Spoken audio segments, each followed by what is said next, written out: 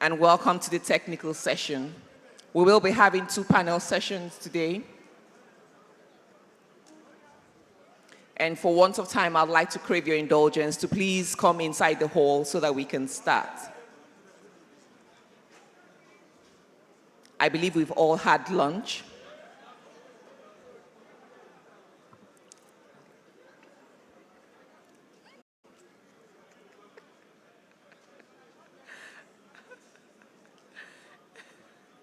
And I presume lunch was yummy. So please, let's come inside, please. Distinguished engineers, very well-respected fellows of the Nigerian Society of Engineers, please, if you're outside, can you kindly come inside? We're about to start. Our panelists are already around. The moderator of the panel is also here.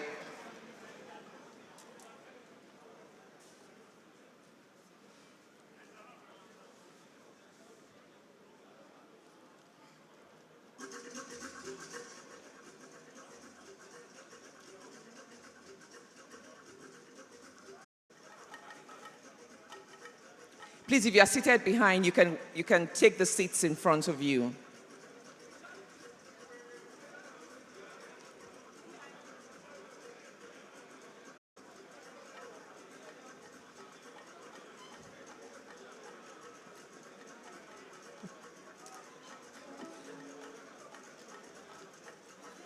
I understand.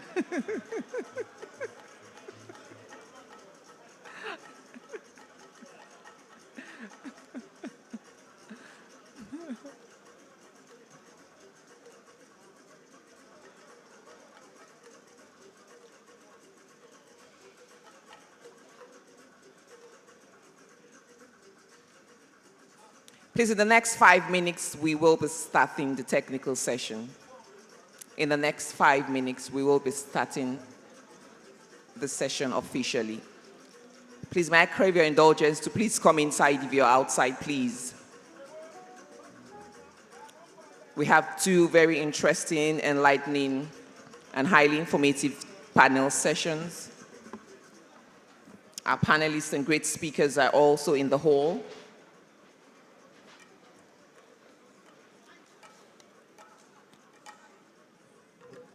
The first panel has a team focused on engineering the future, unleashing Nigeria's innovation and entrepreneurship in the blue economy. And the second panel will be focusing on smart ports and sustainable shipping, digital technologies for maritime efficiency. I bet you it promises to be enlightening. Please come inside as we're about to start. Thank you.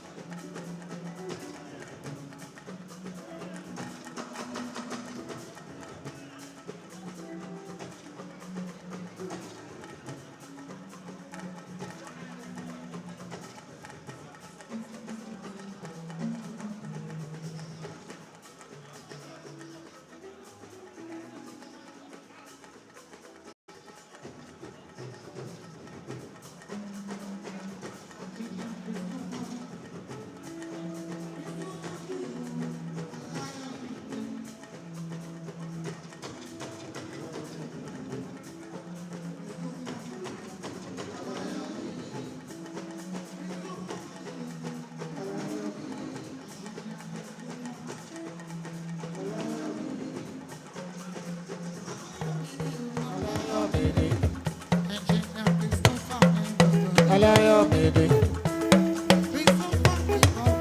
Alayomide.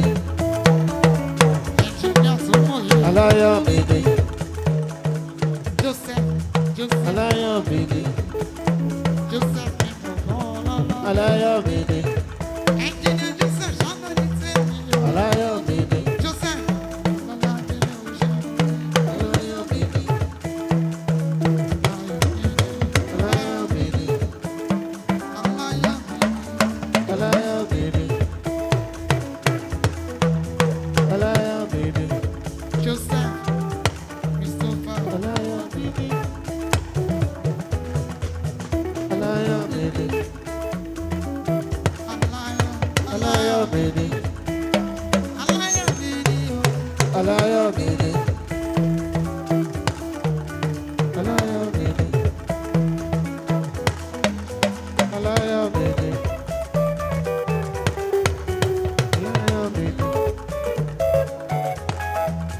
Alayomide. Alayomide.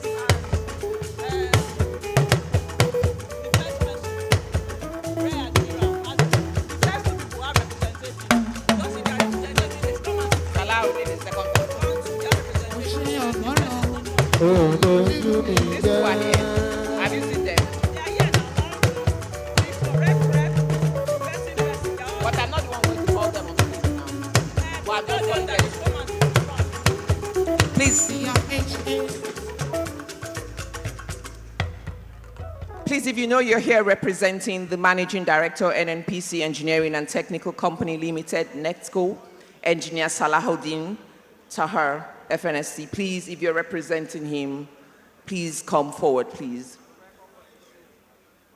If you're also representing the Admiral Superintendent, Navy Dockyard Limited, Rear Admiral Ibrahim E. Shehu, please come forward and indicate, please. Thank you.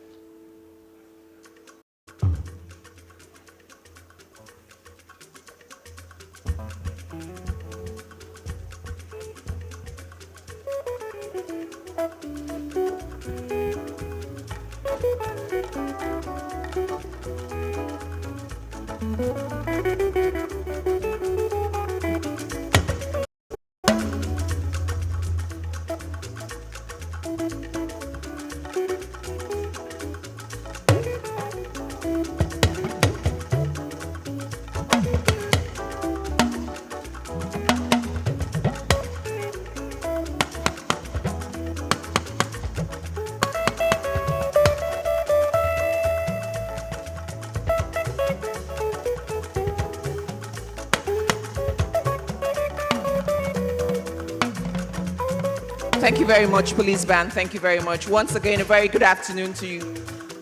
Very distinguished engineers in the house. Fellows of the Nigerian Society of Engineers, corporate members, young engineers, graduate members, all gathered here. Good afternoon. Welcome to the start of the technical sessions for the 2025 International Engineering Conference Exhibition and Annual General Meeting. We'll be starting off, well, actually behind schedule, but we'll try to see how we can reach time as much as possible. Thank you for your patience and cooperation thus far. I would like to invite for his keynote address just before the panel session starts on the theme, Engineering the Future, Unleashing Nigerian Innovation and Entrepreneurship in the Blue Economy.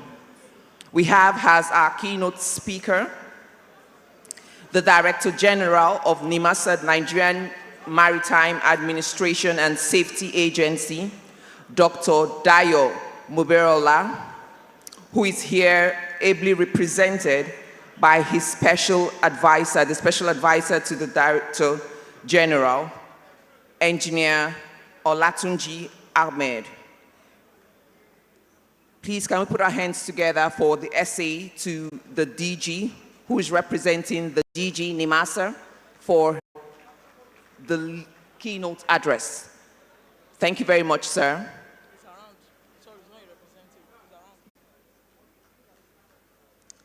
Engineer Olatunji Ahmed.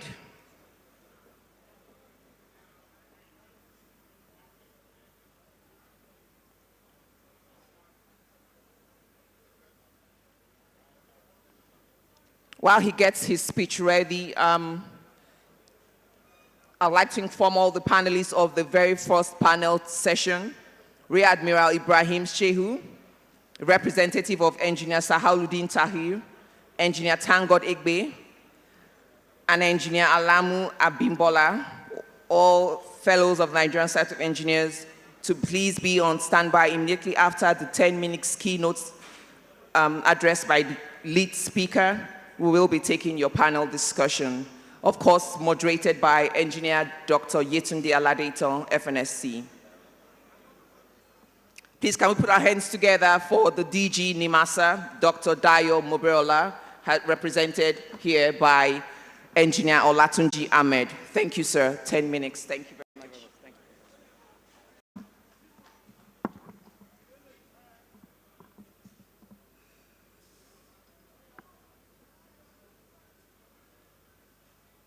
Good afternoon, ladies and gentlemen. I know we have spent a lot of time since morning, and it's good that we have gone to refresh and come back. I want you to allow me to stand on the existing protocol. I'm presenting this paper on behalf of my DG of NIMASA, Dr. Dayo Muberola, who has another engagement outside the country. Everything that I said today, or I'm going to say today, is on his behalf. The title of this paper is Engineering the Future, Unleashing Nigeria Innovation and Entrepreneurship in the Blue Economy. Introduction. Nigeria stands at a defining moment. As the country seeks to diversify its economy and position itself for long-term resilience, the blue economy presents one of the most promising paths for inclusive growth, industrialization, and sustainability.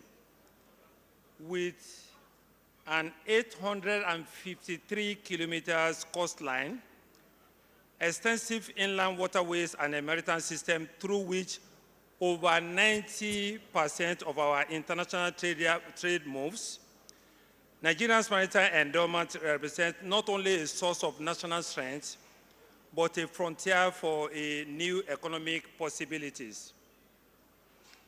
Across Africa, the blue economy generated an estimated of about $300 billion and supported almost 50 million jobs in 2018. Nigeria must capture a meaningful size of this value. The establishment of Federal Ministry of Marine and Blue Economy signals the government's recognition that maritime resources must be harnessed in a coordinated, strategic, and innovation-driven manner.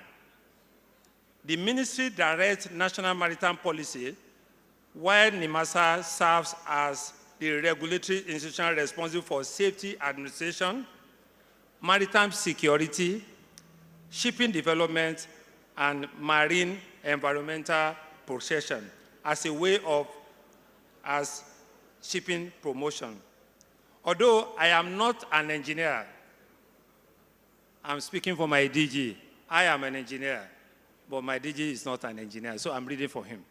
Although I am not an engineer by training, I speak today with deep conviction about the unparalleled role of the engineering profession in shaping the future of Nigeria's blue economy. Indeed, as we consider our national ambition, a critical question is, what forms of engineering innovation will be required to unlock Nigeria's maritime potential over the next decade? Engineering and innovation as a catalyst for blue economy. The blue economy is fundamentally an engineering enterprise. The safety of vessels, the resilience of ports, the efficiency of logistics system, the integrity of aquaculture operations, and the design of coastal protection structures all rely on engineering principles translated into practical solutions. Every dimension of NEMASA's regulation work depends on engineering capability, from ship survey functions and maritime safety management to navigation system, environmental measurement technologies, and emerging transition towards cleaner fuels. One of the Nigeria's most transformative security interventions, the Integrated National Security and Waterway Protection Infrastructure, popularly known as the Deep Blue Project, demonstrates how engineering drives national capacity. Deep Blue Project integrates air, sea, and land assets into a unified security architecture, featuring special mission aircraft, unmanned air vehicles, interceptor boats, special mission vessels, and a state-of-the-art C4I. And this is an acronym for Command, Control, Communication, and Computer and Intelligence Center. While these systems have virtually eliminated piracy and crimes in our waters in the last 3 years that it was launched, it has also strengthened maritime stability. The next phase of Nigerian security evolution will require predictive capabilities. This involves integrating artificial intelligence, real-time analytics, advanced sensor and data engineering to anticipate threats before they actually manifest. Such a transition invites a timely reflection. And this is another question. How can Nigeria's engineering community lead the shift from reactive patrol-based security to intelligence-driven maritime domain awareness? In the same vein, maritime safety cannot advance without strong engineering inputs. Compliance with international maritime standards, especially those of the International Maritime Organization, requires innovation in vessel design, blasted water treatment, oil spills modeling, pollution prevention technologies, and incident response system. This raises another important question to us as engineers. What regulatory and institutional frameworks are needed to strengthen engineering compliance across Nigeria's maritime industries? Environmental responsibility provides an equally pressing engineering challenge. The IMO 2050 net zero greenhouse gas strategy, with interim milestones for 2030 and 2040, demands that Nigerians prepare for cleaner propulsion system, port electrification, and emission monitoring frameworks. This transition towards alternative fuels, such as methanol, ammonia, requires safety standards, bunker infrastructure, risk assessment, and retrofitting capabilities, issues that call for deep engineering research and innovation. Here, the broader engineering community might think of this question again. how Nigerians adopt global decarbonization technologies to local contexts in a way that are both cost-effective and environmentally sound. Policy direction under the Federal Ministry of Marine and Blue Economy. The Federal Ministry of Marine and Blue Economy provides the overarching policy framework that guides Nigerian maritime aspiration. This national vision integrates multiple subsectors: shipping, ports, aquaculture, coastal tourism, maritime biodiversity, biotechnology, circular economy system, and also renewable energy into a unified policy blueprint. Nigeria's recent re-election to IMO Category C reaffirms our capacity to modernize maritime governance. This development offers an opportunity for panelists to reflect on this another yet question: how Nigeria's engineering and regulatory institutions can align domestic system with emerging global obligations. Within this framework, NIMASA's regulatory function remains central. The agencies promote safety, security, environmental protection, shipping development, and several capacity, while also supporting indigenous participation through mechanisms such as the Capital Vessel Financing Fund and the training of Nigerian as seafarers through the Nigerian Seafarers Development Program, NSDP. As Nigeria seeks to grow its maritime economy, an essential question emerges for policymakers and practitioners such as engineers. How can regulations serve not merely as compliance enforcement, but as a catalyst for engineering-led economic development? Challenges and opportunity. Nigeria's blue economy presents a greater opportunity that demands engineering ingenuity and entrepreneurial ambition. Port modernization is a national priority. While the Lekki depots reflect engineering excellence, the country must accelerate the digital transformation of other ports. This includes advanced cargo handling system, integrated gate automation, a functional port community system, multimodal leakages, and decarbonization port equipment. Nigeria's competitiveness depends on the efficiency of its ports, prompting a reflective question for the engineering community. This is another question. What port engineering solution can Nigeria deploy within resource constraints to achieve global competitiveness? Maritime security, through improved, still presents opportunity for deeper innovation. The future lies in the predictive surveillance technologies that integrate satellite imagery, UAV system, radar data, ARC signals, and artificial intelligence. Achieving this vision will require ingenious maintenance ecosystem, system integration expert, and local research opportunity.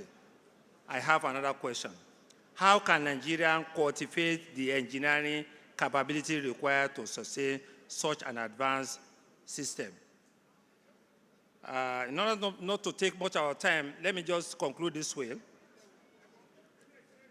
The Ministry of Marine and Blue Economy provides strategic guidance. NIMASA ensures regulatory stability, safety, and environmental stewardship. But the realization of Nigeria's maritime ambition will ultimately depend on engineering profession. The strategies we articulate, the maritime system we envision, and the blue economy we aspire to build will not emerge automatically. They must be engineered by the mind, skills, and innovation of Nigerians engineers. Now, Nigeria now stands at a moment of opportunity. Engineers must design modern ports, strengthen maritime security system, expand aquaculture production, pioneer new fuel technology, build marine technology, enterprises and innovate coastal protection solution. The blue economy potential is vast, but it must be translated into measurable, tangible progress. And so I ask the following 3 questions. The GG is throwing these 3 questions to the engineers. How can we harness engineering excellence to shape a maritime economy that is competitive, secured, and sustainable? What will it take for Nigerian engineers to lead African in blue economic innovations? And how can we work together to ensure that the next decade becomes the decade in which Nigerian maritime destiny is fully harnessed? The future will not be inherited. It must be engineered. Thank you.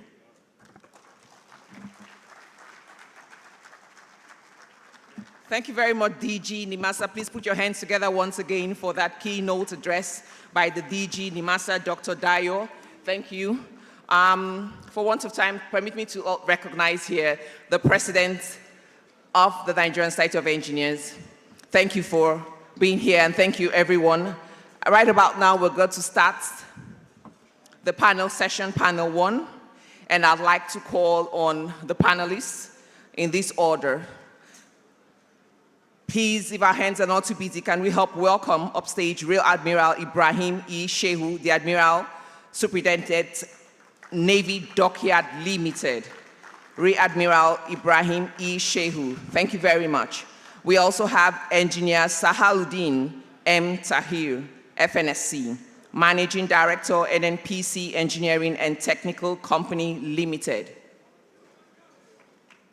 Please put our hands together for Engineer Sahaluddin Tahir, FNSC. Represented here. You're welcome, sir. Please, can we put our hands together for our second panelist, please? We also have Engineer Tengod Egbe, FNSC, the CEO, Cyber Crescent, and Vice President, Innovation, Triple Helix, Nigeria, all the way from Port Harcourt. Please put your hands together for Engineer Tengod Egbe, FNSC. And of course, we have Engineer Alamu Abimbola, FNSC, Logistics Manager, Renaissance. Please put your hands together for Engineer Abimbola, a fellow of the Nigerian Society of Engineers. And this panel will be moderated by Engineer Dr. Yetunde Aladeton, a fellow of the Nigerian Society of Engineers, a fellow of the Nigerian Society of Chemical Engineers. Can we put our hands together for the moderator, a fine lecturer, an associate professor of the Department of Chemical Engineering and Director, Energy Research Center, University of Abuja. Thank you very much, ma'am. And I trust you to do a great job. Please, for want of time, we would like to restrict you to 40 minutes, as much as possible, please. Thank you very much.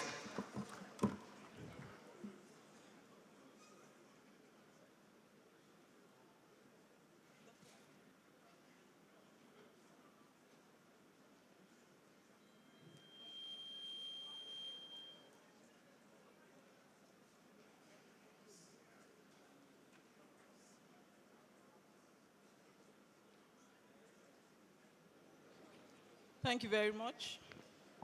Okay. Thank you very much, Dr. Ann.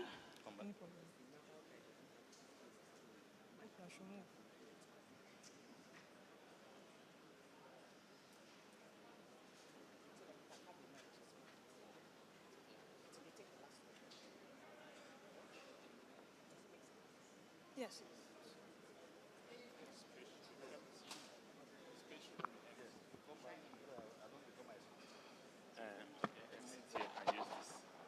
Distinguished ladies and gentlemen, a very good afternoon to you all. Please permit me to rest on the very well-established protocol. I'm Yetunde Aladeton.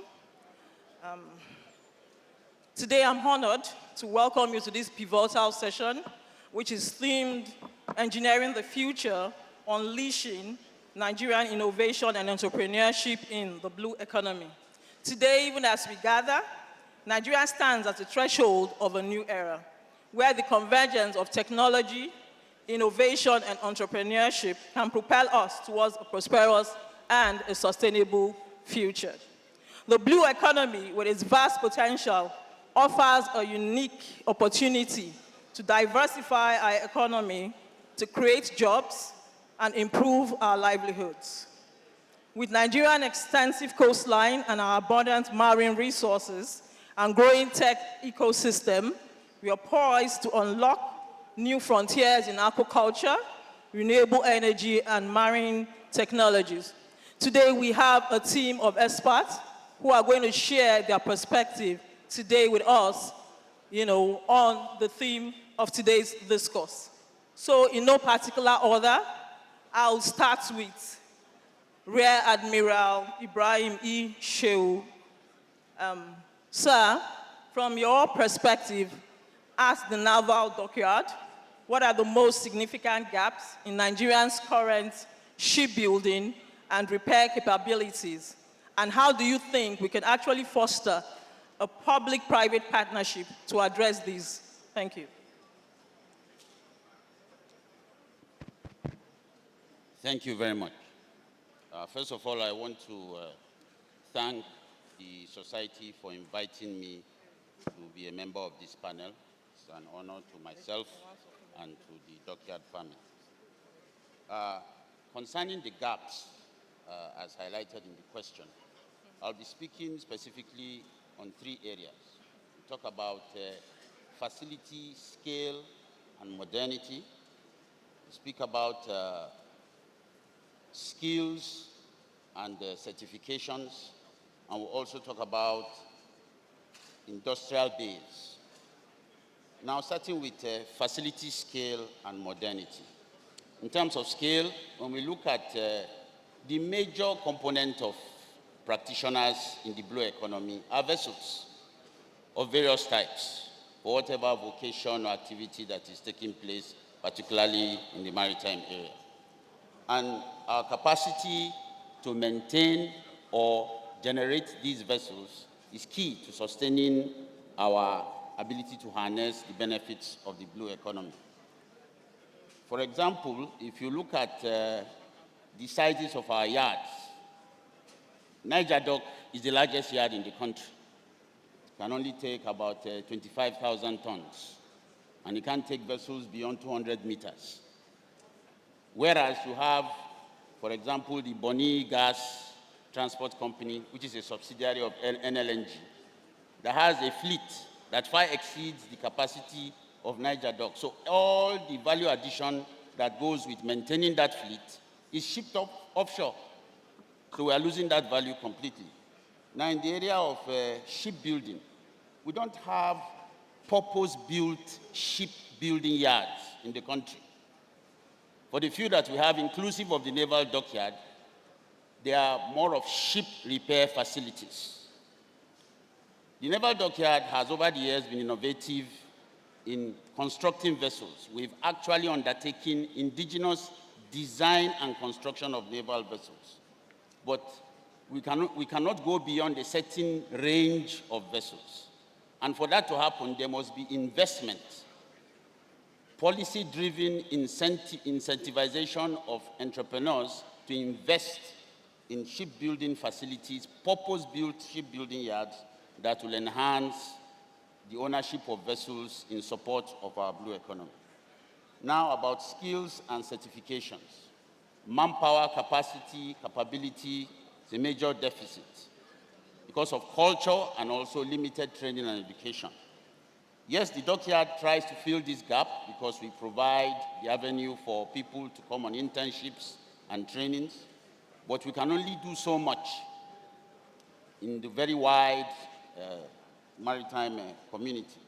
So we have to upgrade our skills, and then in the area of certifications, for us to participate effectively in ship repair and shipbuilding, you must have certifications to enable you to be commercially permitted to undertake these functions. And if the shipyards are not certified either by way of a classification society certifications or ISO certifications, those things hinder the capacity of both yards and individuals to participate effectively in the sector.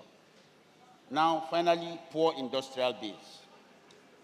Like I said, since 2012, when we commissioned our first indigenously built combat vessel, which I supervised, thankfully, we are now working on our fourth and fifth one. But a lesson has always played out. One lesson we've drawn from it is that practically every input into ship building is imported. Steel, shafting, auxiliary systems, radar, electronic systems, communication systems, every component of shipbuilding is imported. So we don't have that indigenous value chain that we can grow. So there will be need for us to really look at ways of working with OEMs and also growing our indigenous capacity, particularly in the area of steel production. I'm happy that I believe the government is currently working on ways of re-energizing steel production in the country, but that is one major cost component of shipbuilding that we are totally missing out on, and that is a low-hanging fruit, in my opinion, that we can draw from. Now, how do we leverage private-public partnerships? I'll use the example of the yard. The dockyard has collaborated effectively with a lot of engineering companies to support even the oil and gas sector. Companies like Dom and Long Engineering have had various collaborations with the yard, which supported the construction of platforms and several other key components that are deployed either in the oil and gas, fishing, or other related ventures. So what are these ways we can exploit?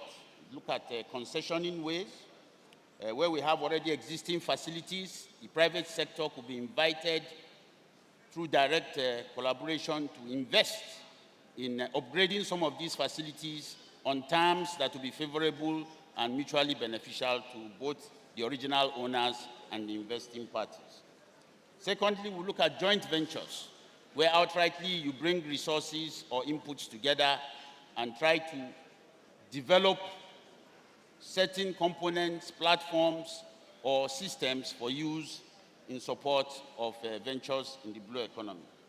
And lastly, I'll speak about the build, operate, and transfer model, which is commonly exploited in various areas in other sectors of the economy. We can exploit that, particularly as it relates to the deficits in shipyards, shipbuilding facilities, ship repair facilities, and so on. Thank you. Thank you. Thank you very much, sir. I think from what I can get from what you talked about the gaps as per the skills development. You talked about the lack of skills, the certifications, and also talking about, having just repair facilities and not building facilities.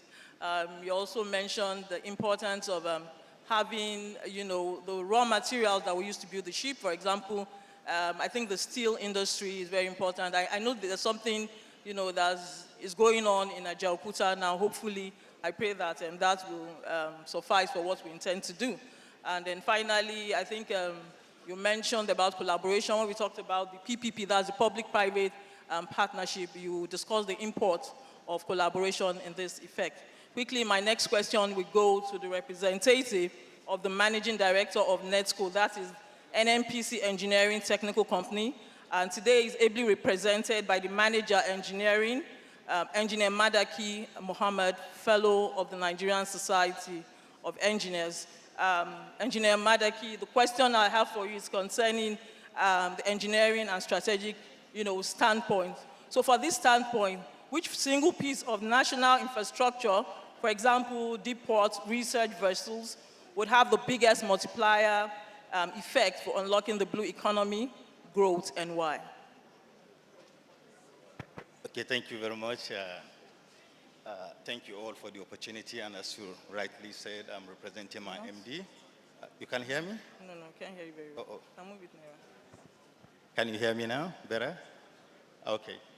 So For me, I think I would just like to go straight to the point to give us time back because the Rear Admiral talked about a lot areas. And specifically, if you talk about deep ports or maybe the navigational landing vessels. Sorry, could you speak louder, please? I don't think. Oh, Yes. okay, I'm barely shouting actually. Okay, thank you. Please, I hope you can hear him well now. Is it better now? All right, thank you. Okay. So, yes, those are actually opportunities to grow values in the deep sea, so deep water investments. But from engineering perspective and from technical experience, I will tend to agree more with the Admiral with regards to building a heavy duty dry port facility. Because we already have deep port and we have other ports that we can maintain that actually provide quick and massive numbers of employment in this space. But if you look at the lack of technical know-how in the dockyard activities and the capabilities that we need to upscale, that is the greatest supply chain that I would say that when we focus on will give us quick and multiplying effect. Reason being, one, if you do that, there are a lot of specific skills that are just not there today when you talk about offshore knowledge. So we're talking about marine engineering, we talk about agricultural engineering, when we talk about subsea engineering, all these engineerings are very, very limited. And then you need expertise and certification that are recognized. Okay, sorry to cut you short.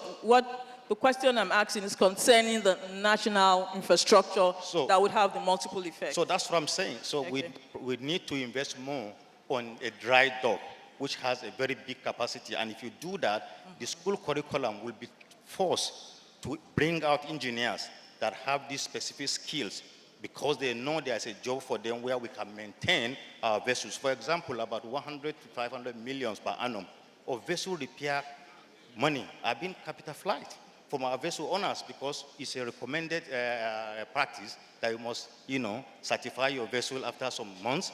So they take them to Ghana, maybe South Africa, and even Europe. But if you have that kind of facility here, and you upscale it that can lift up to maybe 200 tons that he talked about, that means we grow engineers, we grow even another different space where you have marine engineers, people that can build ships, and people that have technical knowledge to come in and do this work because they know there's a work for them to do. Not only for us in Nigeria, all the West Africa and the Gulf of Guinea, people will now start coming in. So when you look at the deep sea port, yes, it's like you come, dock in, bring value, and dock out. But this one, you do beyond that because you are building skills, and then we are going to even transport the skills out for people to go and sell. And you have all our neighboring countries to come here and now repair their ships, and then we bring in the values and return them. Examples, when you have people to do subsea activities, Okay. because we talk about blue, this thing does not limit it to only fishery and other stuff. Every engineering activity that support how you survive in that space has to be required and harnessed. So Okay. divers now, for example, in deep seas, you have to go get them from abroad, from the Philippines and the rest.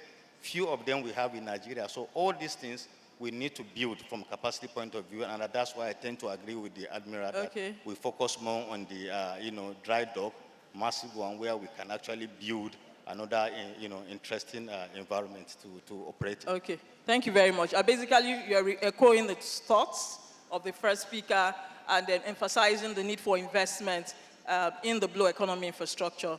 Thank you. Quickly, our next question goes to the CEO of Cypher Crescent and Vice President Innovation of the Triple Helix Nigeria, Engineer Thank-God Egbe. Engineer Thank-God, drawing from your experience in tech and innovation, what digital technologies like AI, IoT, data analytics present the most immediate opportunity for transforming Nigerians' maritime and coastal operations?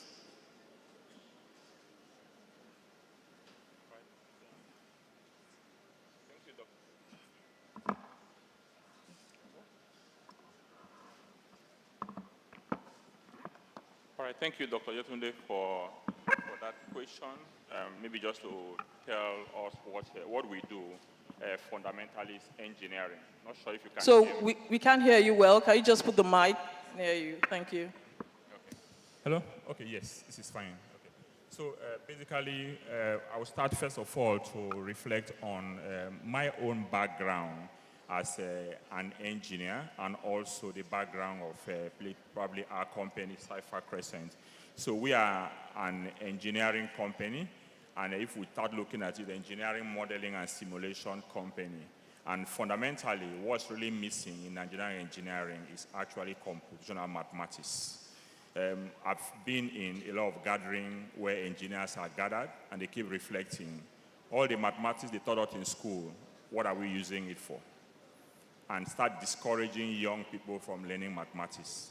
And basically, at Cypher Crescent, where I work, fundamentally, we leverage engineering mathematics to solve problems for the oil and gas industry.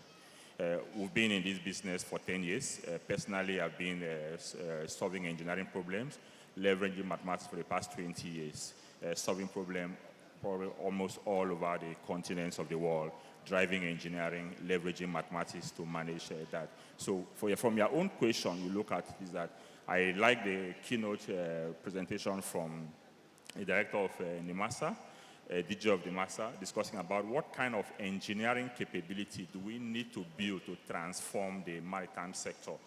Basically, it's not AI, because most of the things we do with AI is at a shallow phase. We do surveillance phase. We have to go back to building the engineering fundamental knowledge that we need to drive that. That's basically what we do. So just to look at it from ourselves as a Cypher in the oil and gas industry, we leverage advanced mathematics. We have built one of the strongest mathematics library in the country that is used to drive engineering for the oil and gas industry. We do a lot of engineering in Nigeria, but the main engineering is actually missing because the simulation part of it, the modeling part of it are actually missing. For us to transform the maritime sector, transform the blue economy, we need to go back to first principle to be able to fundamentally model what we want to do. We're discussing about building the shipyards.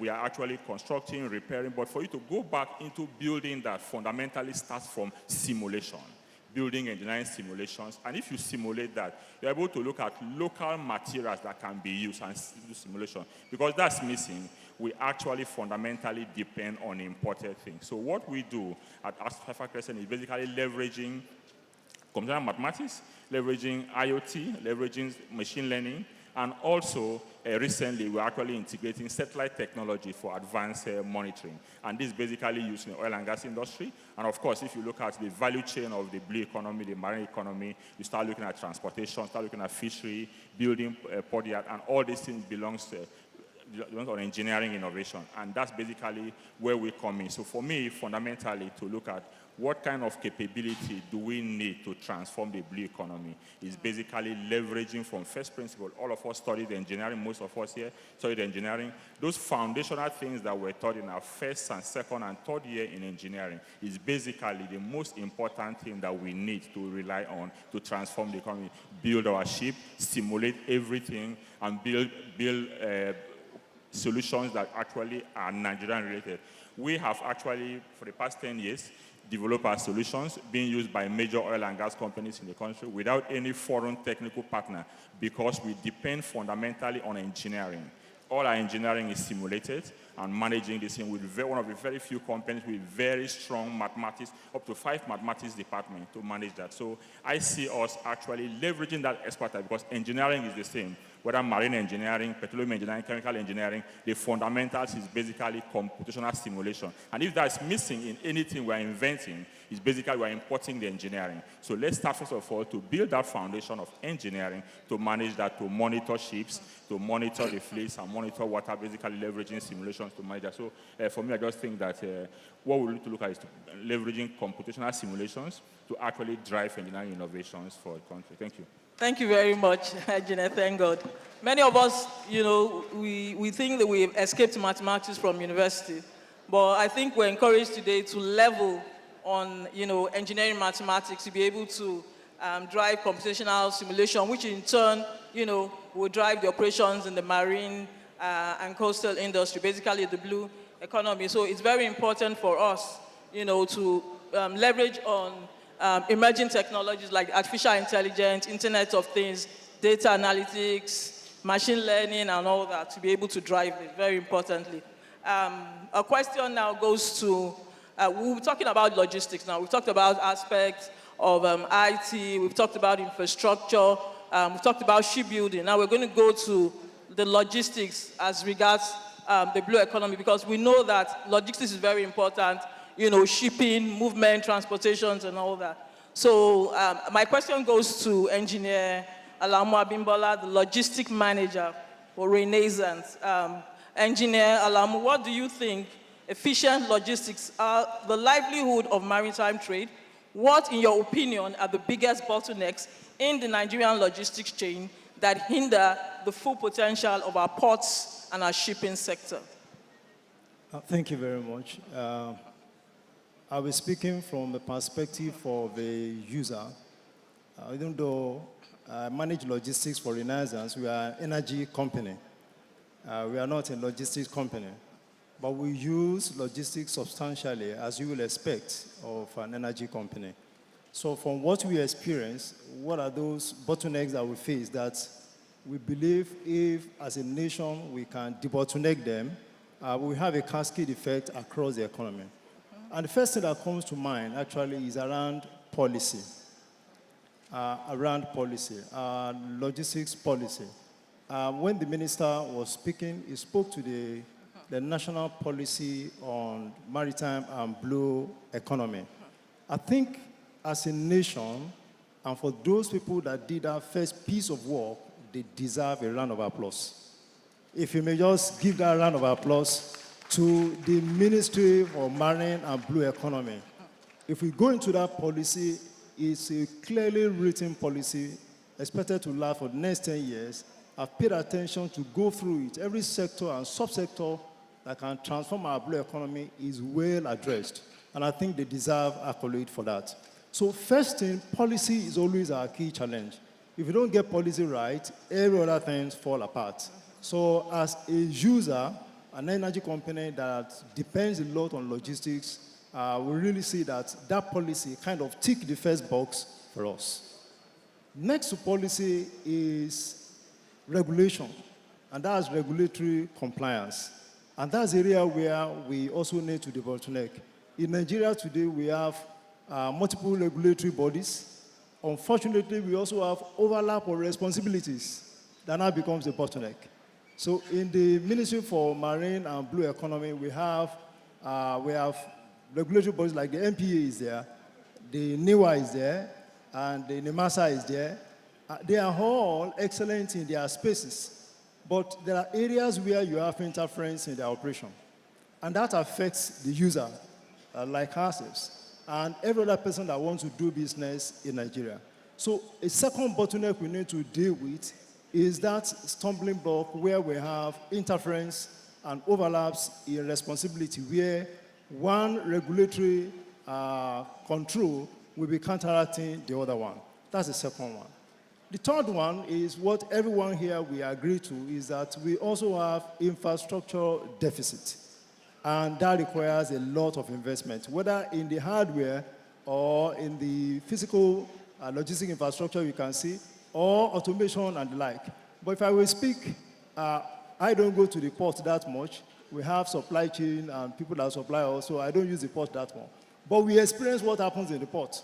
Because if we place an order expecting a piece of equipment that we need to install in the gas plants that will deliver volume to the nation, and it's going through processes at the port and time is being lost, you know what that means for delay to our operation. So infrastructural improvement at the port and also in the other intermodal systems. In Nigeria, we have not done very well in that area of improving intermodal transport system. From the ship to the truck, from the truck to rail system, a rail system to truck to warehousing to the distributor. From that ship to shop, that process, we haven't gotten it right. And the one that most of us may be familiar with is the road. We may think that the road is not that connected to the blue economy, but the road is very cardinal to the blue economy. I'm from a town called Ogbomoso. and trucks fell like child's play in my town.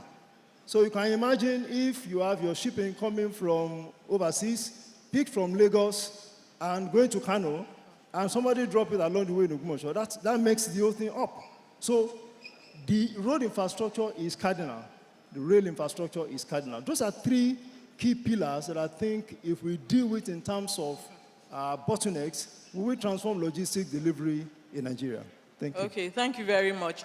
I think it can never be overstated. I think for every sector, in the Nigerian economy is actually suffering from infrastructure deficit. Whether it's the energy sector, the blue economy, almost every sector, that's a major bottleneck. And I just hope that we'll be able to get it right. And of course, we talked about policies and regulations.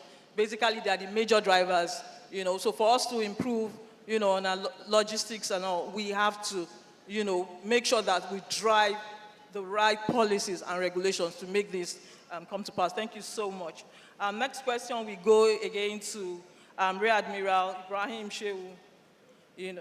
This particular question is, beyond security, what role can naval engineering and dockyard facilities play in supporting indigenous innovation, for instance, in the manufacturing of components of offshore aquaculture or marine renewable energy? Thank you very much. As I stated earlier in my first response, we have always collaborated with the industry. But beyond collaborating with the industry, the naval dockyard has been able to share its capacity in the areas of shipbuilding, repair, increased local content, and human capacity development, to the extent that beyond helping sister industrial partners, we've exported this capability. As I speak presently, we are refitting the entire naval fleet of the Beninese Navy. We have already delivered 3 of their vessels, and we have 3 more to go. 2 are already with us, and 1 more will be joining shortly. That is a collaborative assistance from our end to ensure that maritime security across the Gulf of Guinea is enhanced. But going to the area of aquaculture, these capacities, because of the workshops that we have, the few skilled labor that we have, the machining capacity, the fabrication capacity, we can deploy these in support of aquaculture, for example, in the areas of fabricating aquaculture cages, looking at food barges that you would use to deploy offshore to wherever you have set up your farms, and then, of course, mooring systems that will help to keep these aquaculture systems in place. In the area of renewable energy, well, we can talk about turbine foundations, if you are going to exploit wind turbine along the coast. Talk about provision of service crafts to support the management of these offshore systems. And we can even create platforms for deployment of solar panels. But all of these will be collaborative efforts, making use of our inherent engineering, fabrication, and other manufacturing capacities with those that are interested in exploiting these areas of aquaculture and renewable energy. Okay, thank you very much. I think aquaculture is a sector that really needs to be explored because I don't think in that space we have done enough in the blue economy. Thank you so much, sir. Because of want of time, I'll give the panelists just about 2 minutes each to share your final thoughts on the area of this course. So I'll start with Engineer Madaki. Final thoughts. Thank you. Okay, thank you very much again. And from our own perspective, when I say our own perspective, NETCO, we do engineering design in the oil and gas and in the energy sector as well. So what we do to support the marine and green blue economy is to make sure that we have the right tutelage right from the beginning, train the right engineers, collaborate with the universities, right from when they are doing their surveys, we bring them in and encourage them to go into these fields. The only enabling environment and also the key success factors from my point of view is to enshrine collaboration, collaboration, collaboration. Because when we set up maybe 36 years ago, we started with an American company called Bechtel. And we became the first engineering company in Nigeria that got ISO certifications. And I'm proud to say that up till now, any engineering company you see in Nigeria today will have an element of network engineer from it. So to continue to collaborate internally and externally, it will strengthen the support for this industry rather than wanting to do it alone. So I will encourage that we focus on collaborations and to explore every areas we have to work as a team in order to bring solutions to the table. Thank you. Thank you very much. Yes, indeed, the importance of collaboration can never be overemphasized. Engineer Thengon. Okay, just to build on collaboration, I sit here on two capacity, CEO of Cypher Crescent and Vice President Innovation of Triple Helix Nigeria.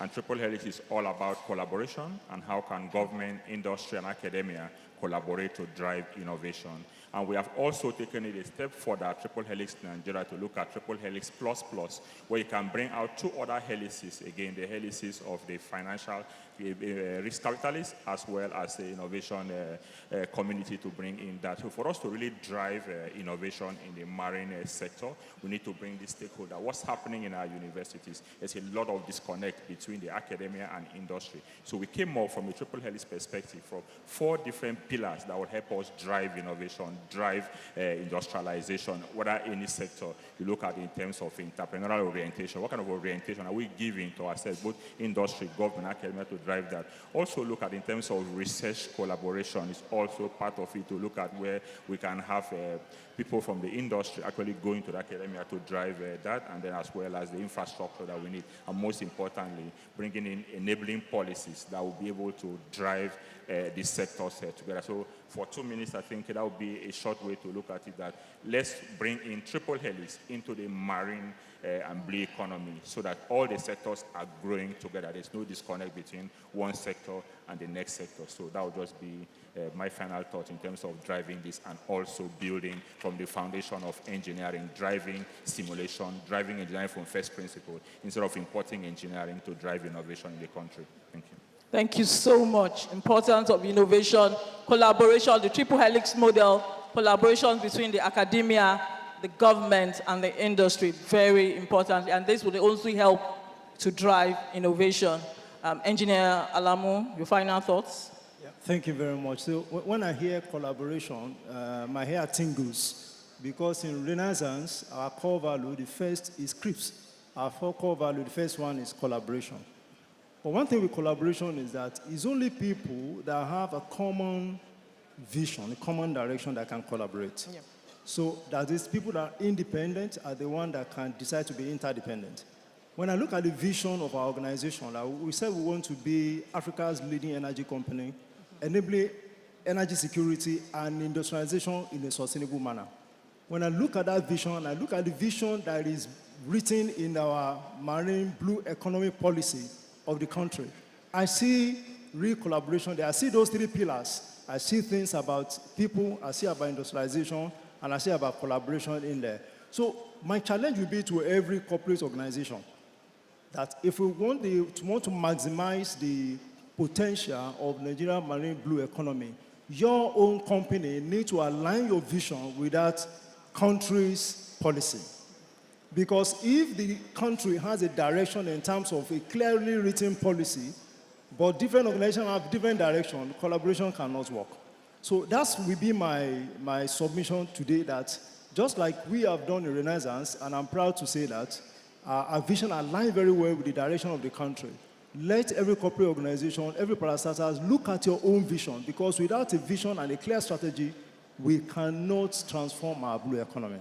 That will be my submission. Thank you very much. Thank you so much. I like that you went beyond just regular collaboration, but collaboration between people, or collaboration between companies, collaboration between partners with same vision and strategy to be able to drive innovation in the blue economy. Thank you so much. Please, let's give our panelists a round of applause. We are sorry we're not able to go further for want of time. We've taken so much time, today. But I'd like to conclude this session, which I believe, at least, even if it was short, it was quite inspiring. It's clear that Nigeria's innovation and entrepreneurship, they have a pivotal role in shaping the blue economy. We've heard from our esteemed panelists about the transformative potential of technology, collaboration, and forward-thinking policies. Now, I would like us to carry this conversation beyond this room. We don't want it to end here, so we need to carry the spark of this conversation forward to foster partnership, investing our ideas, and empowering the next generation of engineers, and not only engineers, but entrepreneurs. Together, we can also engineer a future where Nigeria's blue economy is a beacon of prosperity. Countries have done it, and I believe that we can also do it, in Nigeria. Prosperity, sustainability, and global leadership. So at this point, I'd like to thank the Nigerian Society of Engineers for giving me the opportunity to moderate this session, and also to thank once again our esteemed panelists for sharing their thoughts, their perspective on this very important area of discourse. And most especially, I'd like to thank the audience for your rapt attention. Thank you very much. Please, a round of applause for them. A round of applause for them. Ladies and gentlemen, may I now invite the President and Chairman in Council of the Nigerian Society of Engineers as she comes up to do a presentation to our panelists and moderator and the lead speaker, and thereafter take a group picture with them. Thank you. Please put your hands together for Madam President.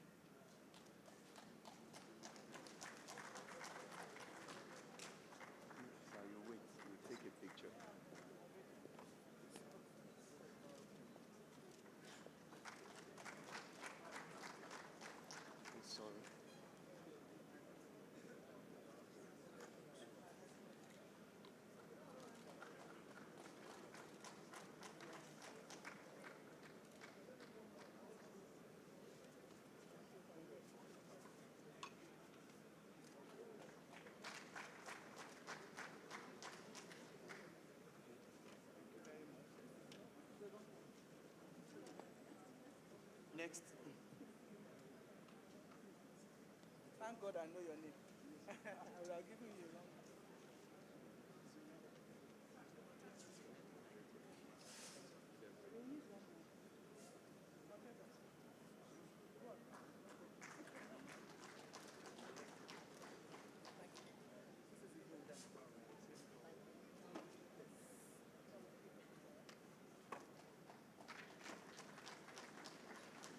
Please, return this.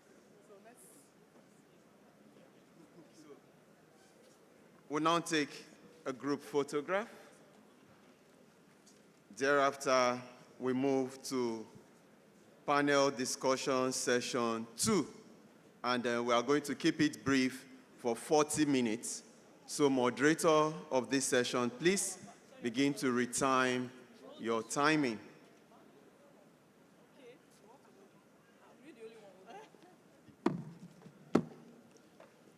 But before we move into the next panel session, we are going to be listening to Engineer Ibrahim Abba Umar, FNSE, the Executive Director, Engineering and Technical Services, Nigerian Ports Authority, who is representing the Managing Director, Nigerian Ports Authority, Dr. Abubakar Dansoho. He's going to be making a very wonderful address that every one of us wants to hear. So please, let's put our hands together for him as he comes up to make us happy.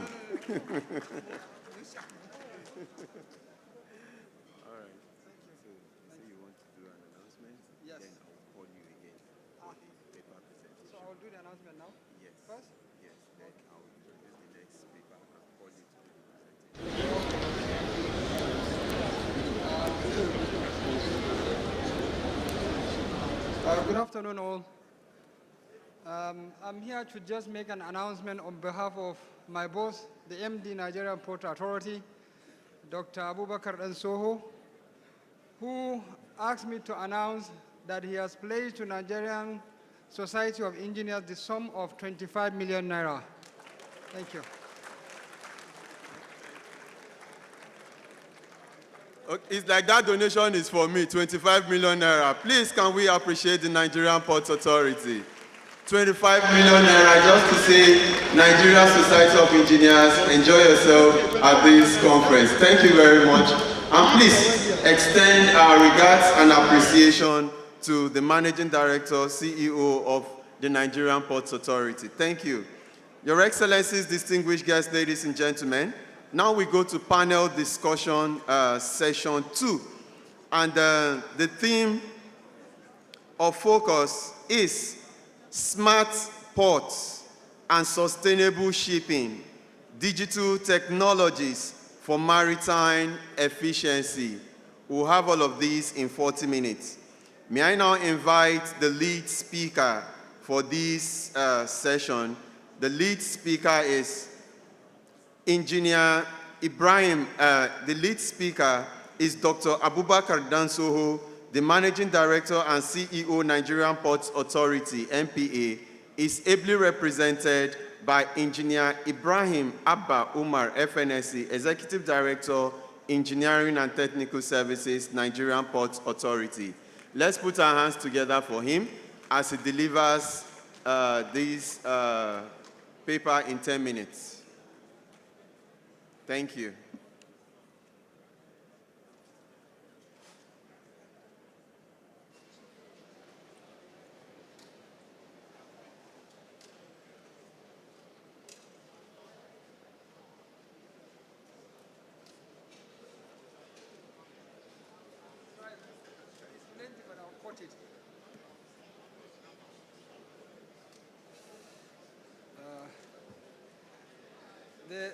The President and Chairman in Council, Engineer Margaret Aina, FNSC, the Deputy President, Engineer Ali Rabiu, FNSC, the Vice President, Engineer Usman Tijani, FNSC, MNI, Engineer Dr. Halima Adederon, Engineer Felicia Inena, PhD, FNSC, my mentor, the past immediate President, Engineer Rabiu, my boss, Engineer Kabiru Wanori, the Director General BIDDA of Borno State. I'm here, all protocol duly observed. I'm here to represent my boss, my MD, Dr. Abubakar Dansoho, Managing Director, Nigerian Ports Authority, who is unavoidably absent on official assignment. Please, Mr. President, permit me to read his speech. Theme: smart ports and sustainable shipping, digital technologies for maritime efficiency. It is an honor and privilege to address the distinguished gathering under the conference theme, Engineering Innovation for a Sustainable Blue Economy, with a focused discussion on smart ports and sustainable shipping, digital technologies for maritime efficiency. The theme is both timely and transformational, reflecting the urgency which nation must innovate to remain competitive in global maritime trade. Today, more than 80% of global trade by volumes move through maritime channels, making the port system the heartbeat of national economies. As Nigeria positions itself as the maritime hub for West Africa, West and Central Africa, our strategic investment in digital transformation, green engineering, safety system, and climate resilience become essential pillars for sustainable economic growth. The Nigerian Ports Authority stands at the core of this transformation. Our responsibility is not simply to manage ports, but to shape the logistic sustainability and competitiveness of Nigeria's maritime future.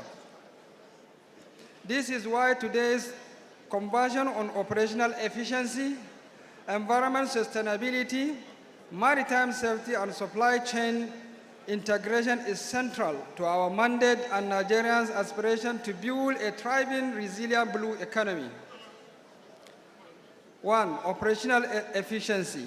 Driving competitiveness through smart ports technology. A smart port is more than digital infrastructure. It is a connected ecosystem where data drives decisions, where automation accelerates processes, and where logistics are optimized to minimize cost, congestion, and environmental impact. Leading global ports, including Rotterdam, Singapore, Hamburg, have demonstrated that digital intelligence directly translates to faster vessel turnaround, lower operating costs, and greater transparency. At NPA, our journey toward this model began with the post-concession reform of 2006. Since then, we have pursued a deliberate, sustained modernization agenda anchored on technology and engineering upgrades. Key initiatives enhancing Nigerian ports' operational efficiency include establishment of Command, Control, Communication, and Intelligence Center, which provides real-time monitoring of maritime operations. Vessel traffic system to improve safety and provide visibility of the channels. Utilization of ship reporting through the electronic ship entry notice. Deployment of document management system for digital documentation and record management. Cybersecurity to protect system, network, process, and program from digital attacks. The e-call-up ATO system for traffic management, drastically reducing gridlock around the Apapa corridor and lower carbon dioxide emissions. Ongoing development of the port community system, a transformative project that will integrate all port stakeholders onto a single digital platform. Data analytical and business intelligence for better decision-making and planning. Additionally, NPA initiated crucial port infrastructure upgrade recent contracts awarded for the reconstruction of quays at ENN Terminal C and D at Apapa, LPC, and Tinkan Island ports through the port modernizations initiative underscore our commitment to handling larger vessels up to 400 meters in LOA and 16.5 meters in draft, ensuring Nigerians remain regionally competitive. Through these modernization efforts, we are eliminating bottlenecks, improving service delivery, and creating an enabling environment for trade growth under the African Continental Free Trade Area, AFCFTA. 2. Environmental sustainability. Advancing the green port agenda, the maritime industry is undergoing a global shift towards decarbonization driven by IMO regulation and global sustainability. As a responsible port authority, NPA is taking deliberate steps to align with international environmental standards and build climate-resilient port system. Key engineering innovation under our Green Port initiative include independent power projects, deployment of renewable energy, electrification of port equipment, shore power cold ironing. Then E, sustainable dredging and marine engineering. MPS dredging operation now incorporate the use of multi-beam survey, LIDAR technology, turbidity monitoring, and eco-friendly sediment management practices. Dredge materials are increasingly reused for coastal strengthening and land reclamations. F, climate resilient infrastructure. From stronger quay walls and breakwaters to improve drainage and nature-based solutions such as mangrove restoration, NPA is future-proofing Nigerian port against rising sea levels and storm surges. These interventions reinforce Nigeria's ambition to build world-class environmentally repositioned ports capable of supporting sustainable economic growth for decades to come. 3, safety and security. Strengthening the maritime domain awareness. A smart port cannot thrive without a solid foundation of safety and security.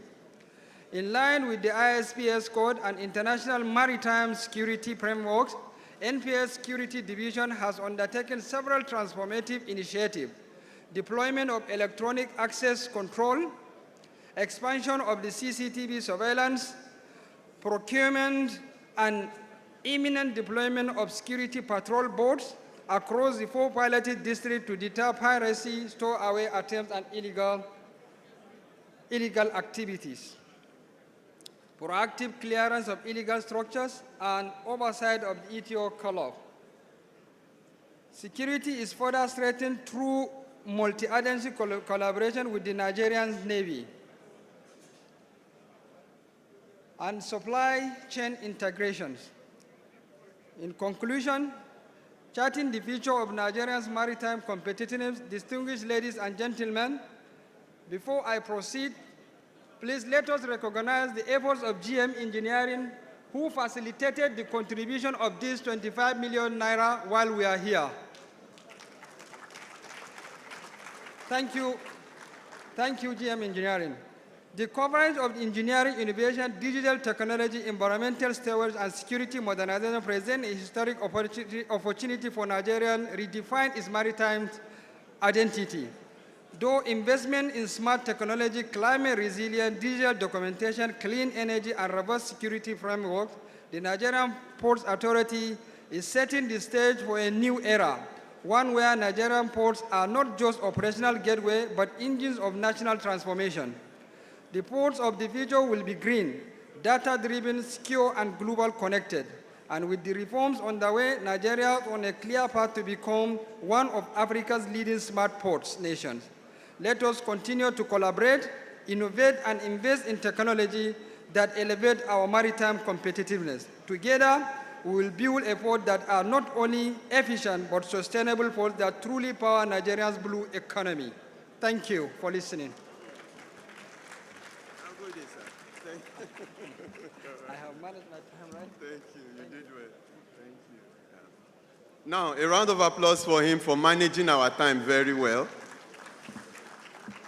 You could see that Nigerian Ports Authority, even while seated here, they were doing fundraising for us. Thank you, Manager Engineering.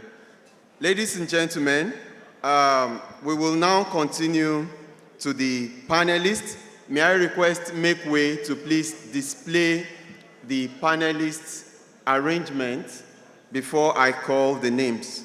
But before then, please note that poster sessions 1 is ongoing. Is ongoing. When you get to the exit, you will be directed. Just go to your left. That is poster sessions ongoing. And please, after this session, we shall have the technical session 1, and then today, after that technical session, we shall be having the manifesto, election manifesto. Thank you. Can we please have the display? Display the seating arrangement of our panelists before I call the names. All right, thank you. May I now invite our panelists now. First on the list, Vivian Chimezie Azubuike, Director General, Nigerian Chamber of Shipping. I also invite Dr. Bayeru Salihi Farah. He's represented by Engineer Dr. Felicia Nwa Nosike. Dr. Bayeru Salihi is the Director General, Nigerian Institute of Transportation and Technology, Zaria. Then, please a round of applause for her as she comes up. Then we have also Dr. Sylvia Afe Oshikpekai, Managing Director, Global Link Ocean Streams Limited. A round of applause for her.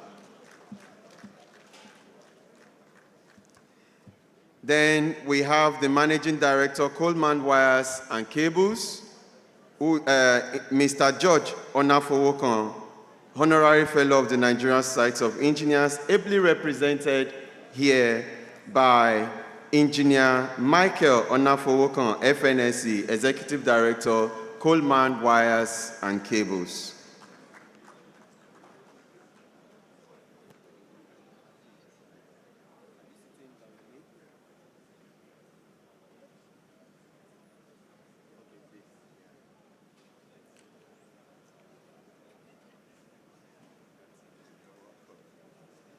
You will notice I skipped some names. We are expecting them to join us. Ladies and gentlemen, may I now invite our moderator for this session, Engineer Eferebo Silvanus, PhD, FNSE, the National Chairman, Nigerian Institution of Marine Engineers and Naval Architects. Please a round of applause for him.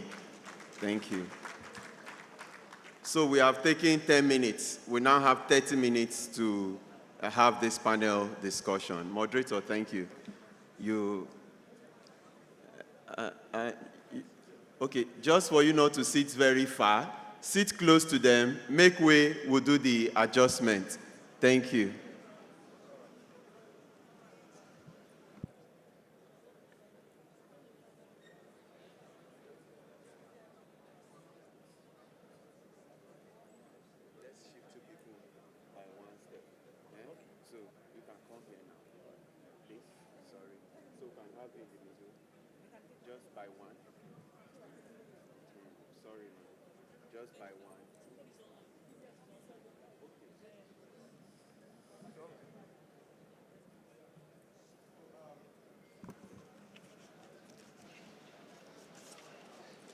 We have one person online. We have Vivian Chimezie Azubuike, Director General, Nigerian Chamber of Shipping, joining online. Thank you. Moderator, you have the floor.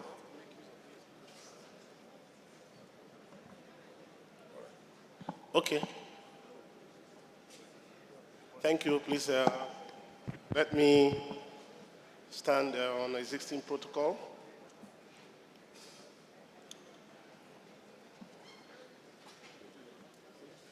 To face.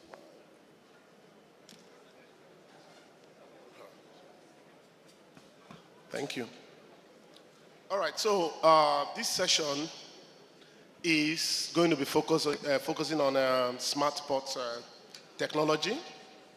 We have just listened to the MD, his contribution, MD of MPA just now. So we know that smart solutions, we have a lot of issues in Nigerian port system, and we know the importance of digitalizing and implementing smart solution in our port system. So we are going to be looking at how we can explore these various smart solutions in port efficiency, while we're also focusing on sustainability in this process. So I'll start with, okay, we have somebody online, Ms. Vivian, but let me start first and foremost with my brother, Dr. Afe. Dr. Afe, please. All right, so can you just in 2 minutes tell us how you implement smart solutions in your operations, and how sustainable is those implementation? In 2 minutes. Thank you very much. My name is Silva Afe, doctor. I'm not an engineer, I'm an accountant, but I'm an operator in the industry. I own vessels. My company owns vessels. And we can speak from experience of what we see in the industry. Basically, smart solution is the way to go. Like I tell you, Jesus Christ was the first person on earth who brought smart solution, if you ask me. Why? He walked on water. He now conquered water. When he conquered water, he gave us the opportunity to leverage and work with the water. As a young banker growing up, I was like, what can I do to participate in that industry? I saw that that industry is about $14 trillion. $14 trillion in one industry. Go it and see. $14 trillion. What do we do to participate in that industry as Nigerians? We don't have much participation in that industry. Sometimes, several years ago, I tried to get a contract on shipping. I didn't have no vessel. I had to go to Greece to hire a vessel to engage in that contract. They are very expensive, basically above $10 million. But today we have several vessels of short in 7 years. The smart solution, what I think for the operator, is the way to see how you can bring down your cost. And smart solutions are the way to bring down cost. One of them is what we call predictive maintenance system. Because the value system of Nigerian industry is such that we don't maintain our equipment. Now you have a smart solution which is called predictive solution maintenance system. It's a vibrating maintenance system equipment that you can put in your vessel such that any aspect of the ship that is bad can be repaired immediately. You have no choice because the vibration will occur. If it occurs, you have no choice than to go and repair it. That is a smart solution which has helped us to bring down cost and also help in the efficiency of our operation. The second one I will mention is what they call electronic fuel management system. Determine the number of the amount of fuel, quantity of fuel your vessel use from your house. Sit down in your house, determine what you are using in their operation, so that no one tell you stories. Those elements are there because of smart solution. So the way to go is to imbibe smart solution in our maritime industry. I speak again about what they call, there are standard training for seafarers. There are conventions for standard training, certification, and watch keepers, which every seafarer must have to operate vessels. Those certifications are very, very important to have what we call document of compliance. Once you have all of this, I'm sure you will be good. Thank you. Amazing. Of course, we know very well that he has done justice to that. And smart solutions, we are talking about smart solution, and we also know that very important aspect of this aspect is policy, because several speakers have also made it known to us that we need policy direction, we need vision, national vision, unified and unified policy direction, structured pathway to ensuring that we define what we really want in blue economy. And most of these smart solutions are also linked up to incubation centers, universities, acceleration programs, and all that. So it's important that we also understand that policy is also one very critical aspect in enabling us to make sure that we have a sustainable development in this sector. So I'll be talking about policy, I'll be directing my next question to Mrs. Vivian Chimeze, the Director General of Nigerian Chambers of Commerce. She's joining us online. I don't know if she can hear me clearly.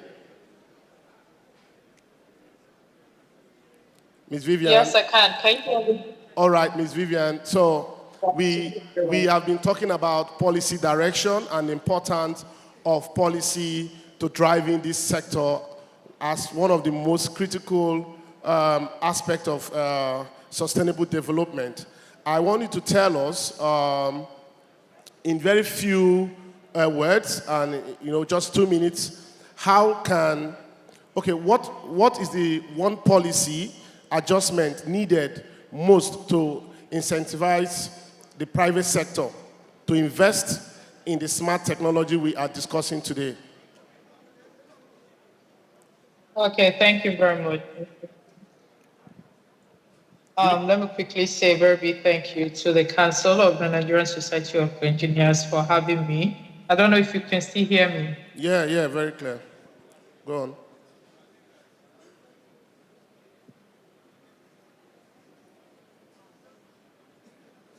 Yeah, we can hear you. Sorry, can you hear me? Yes, go on. Did you get the question clear? Yes, I did, but I wanted to be sure if you could hear me. Yeah, we can hear you. Just go on. All right, fantastic.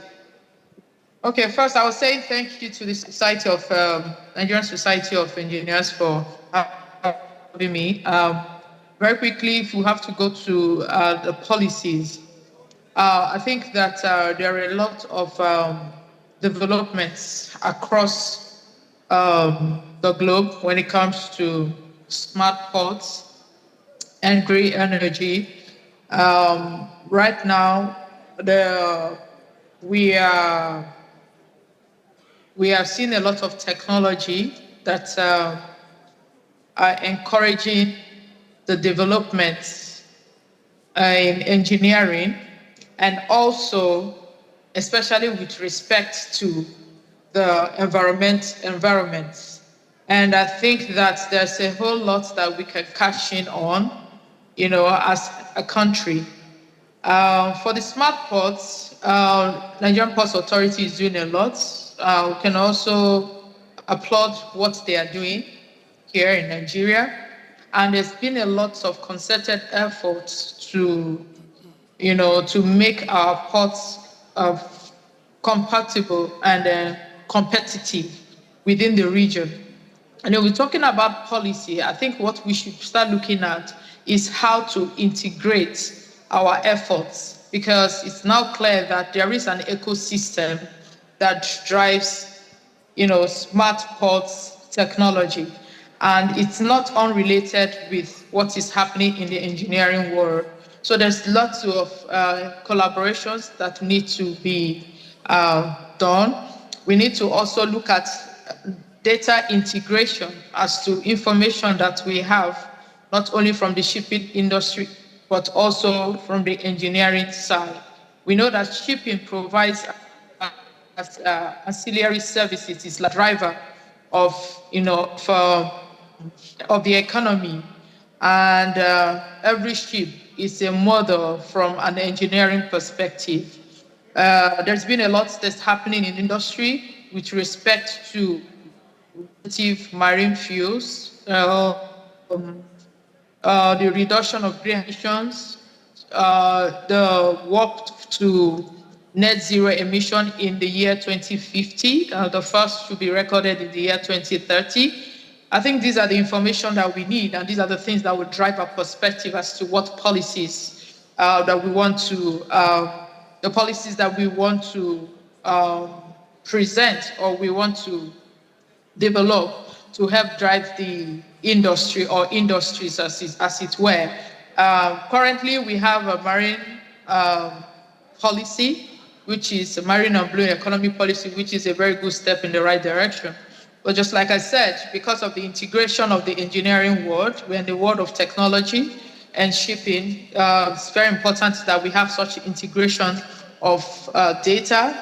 The need for us to also have, for the ports, the Nigerian ports, to also look at eco ports, pursue certifications like the ISO 14001, look at ports, eco ports, draw inference, and I see there is a lot of efforts towards that. Then for the engineering, I want to also quickly mention, I don't know if I have another time, that it's important that we start looking at research and development as to the kind of fuels that we want to, that will be needed in the next few years. There's a whole lot that's happening in industry, and I'm sure that it's also going to impact across board, and it most likely will be domesticated. A time will come when they say, and we see that there's a whole lot on the electrification of cars, electronic cars. People are trying to develop technologies as how to reduce the emission of greenhouse gases and carbon. So it's very important that we look at that. So I feel that we have a lot of policies, but the challenge that we've had over time, and we still have, is that there's a whole lot of efforts in silos. So we need to see how we can integrate our efforts, and I'm sure that we will get it right. Thank you. Thank you I don't know very if you much. heard me. Let's give her a very good round of applause, please.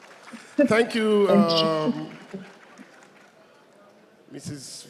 Vivian. In fact, from what you've just said, it's really good. Research and development, integrating engineering aspects to the policy that we already have on blue economy, very essential. That still calls for proper roundtable, proper discussion, proper ways to chart a way forward for the blue economy vision. And data security, data sovereignty. We must generate our own data, have our own data. It's very important, and we can only do that through adequate research and development, deliberate efforts in research and development. Thank you very much. Well noted. That taking us into the academia, research and development, the key, very relevant aspect of the blue economy sector. Like we say, we are not sovereign technically, we are not sovereign data-wise. We still depend on a lot of data. Sometimes researchers may need to pay foreign agencies or foreign private sector to be able to access data for their own research in Nigeria. And these are very critical aspects that we really need to look into. So we need to be sovereign data-wise, we need to be sovereign technically. Very important aspect of the blue economy, so that we can govern our own framework, develop our own framework that govern this sector.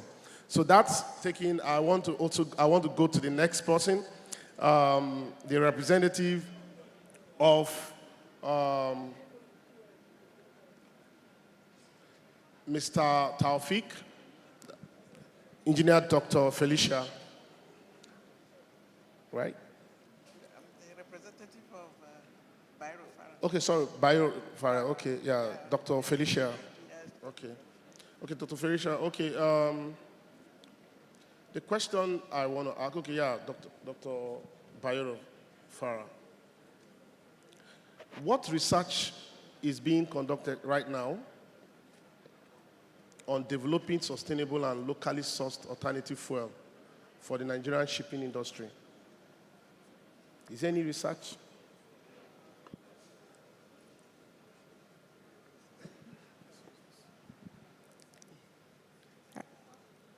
Good afternoon, ladies and gentlemen. I'm Dr. Felicia Wanosike, Director in the Nigerian Institute of Transport Technology.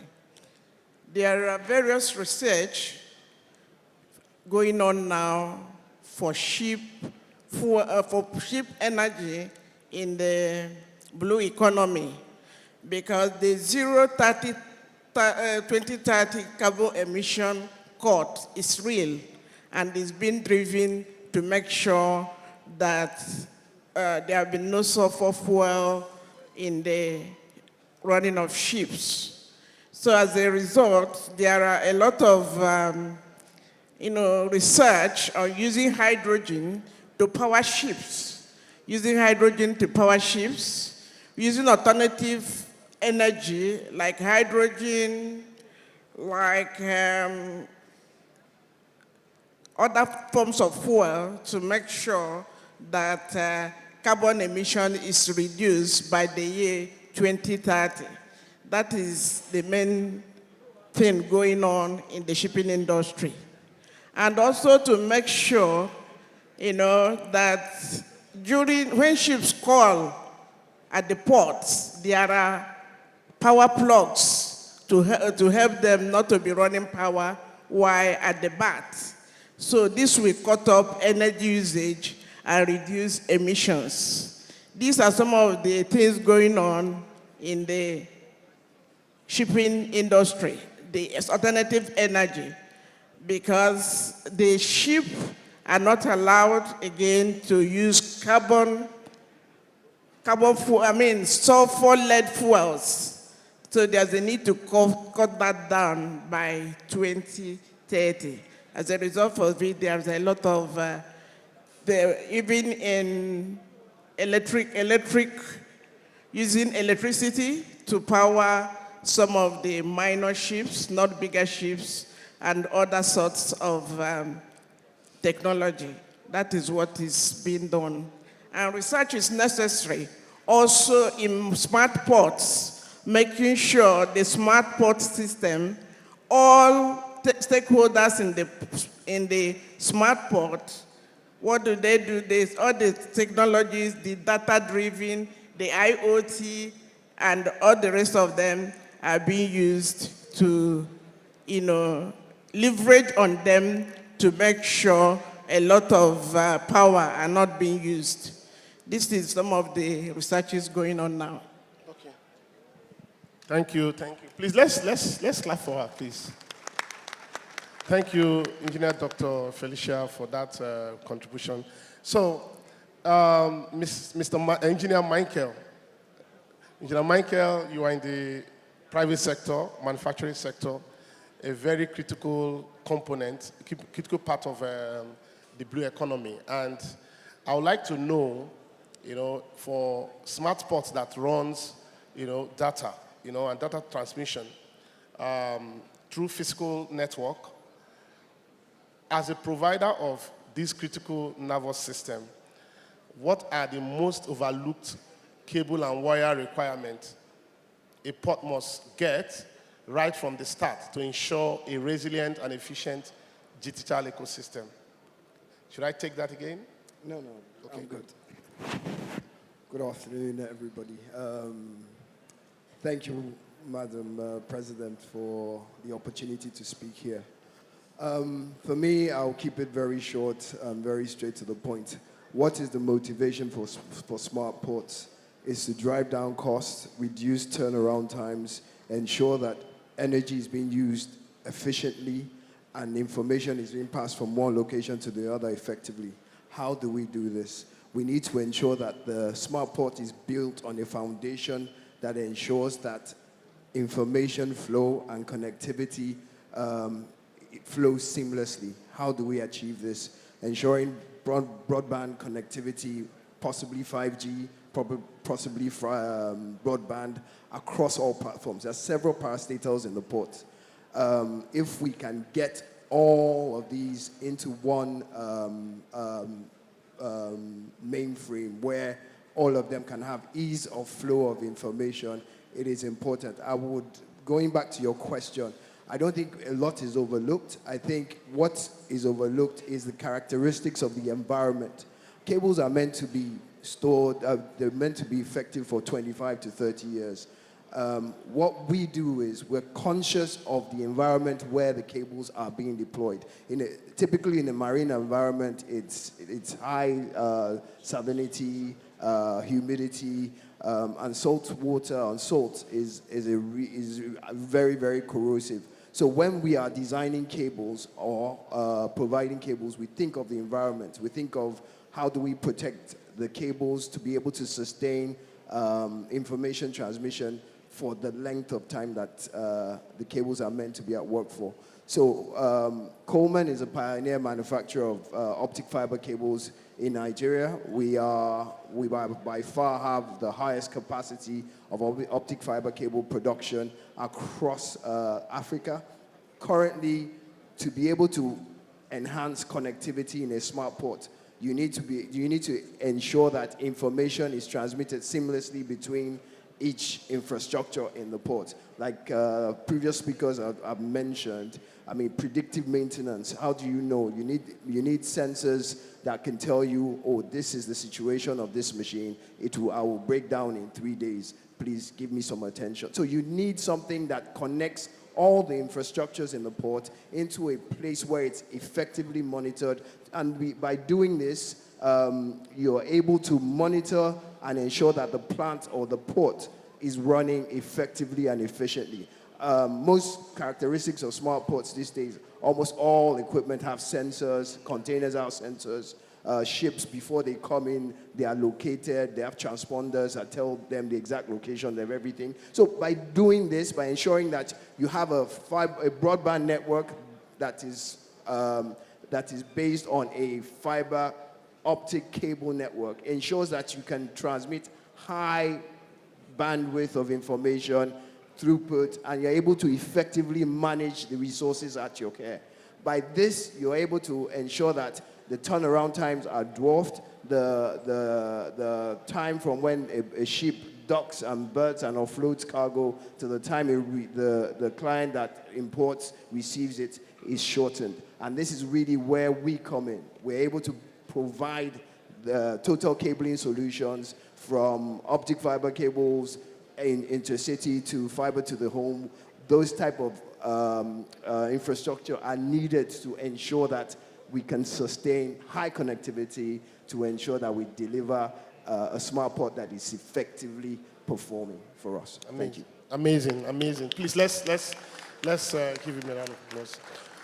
Okay, I think for the sake of time, we may not go through the other questions, but I think basically we have covered a lot of areas from smart solution, predictive maintenance, research and development. All these things are very critical. Policy concerns, all these things are very critical to the blue economy, to our port infrastructure. Thank you very much for your contribution. For the sake of time, I thank all the panelists for making our time to be here. Thank you, Madam President, for the opportunity. Thank you. Okay. Please, a round of applause for them. Thank you very much. That one was for the panel session. Then, for keeping to time, please put your hands together for them. Let's appreciate them. Thank you very much. May I now invite the President of the Nigerian Society of Engineers, Engineer Margaret Aino Oguntala, Fellow of the Nigerian Society of Engineers, to come up and make a presentation to our panelists. Can we have the technical committee?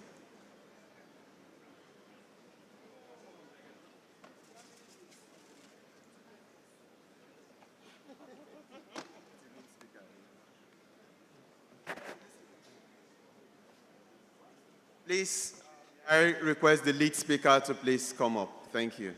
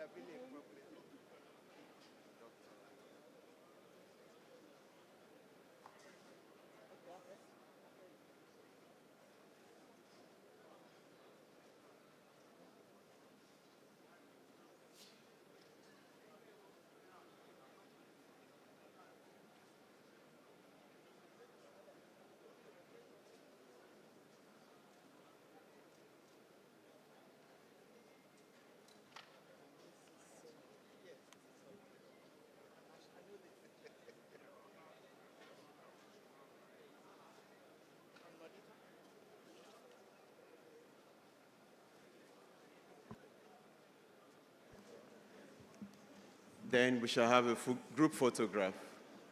Group photograph. Yes, now we are back on track. Please, very important, before we go to the technical session 1, note that the poster sessions are ongoing. Poster sessions are ongoing. Thank you. Please, can we just, don't move, don't leave your seat. Just stand on your seat and stretch yourself.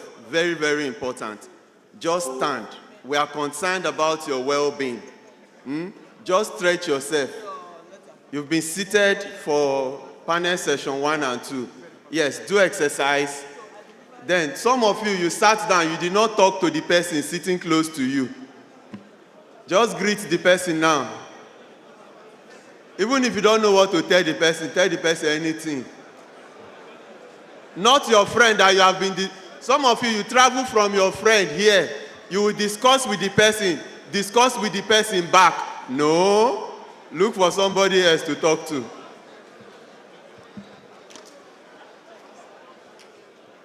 All right, thank you. Yes. How do you feel now? You feel good, right? Thank you. I can see some of you jumping. Shake your legs. Then have your seats now. So you can see that we are back on track. Immediately after this session, we go to election manifesto.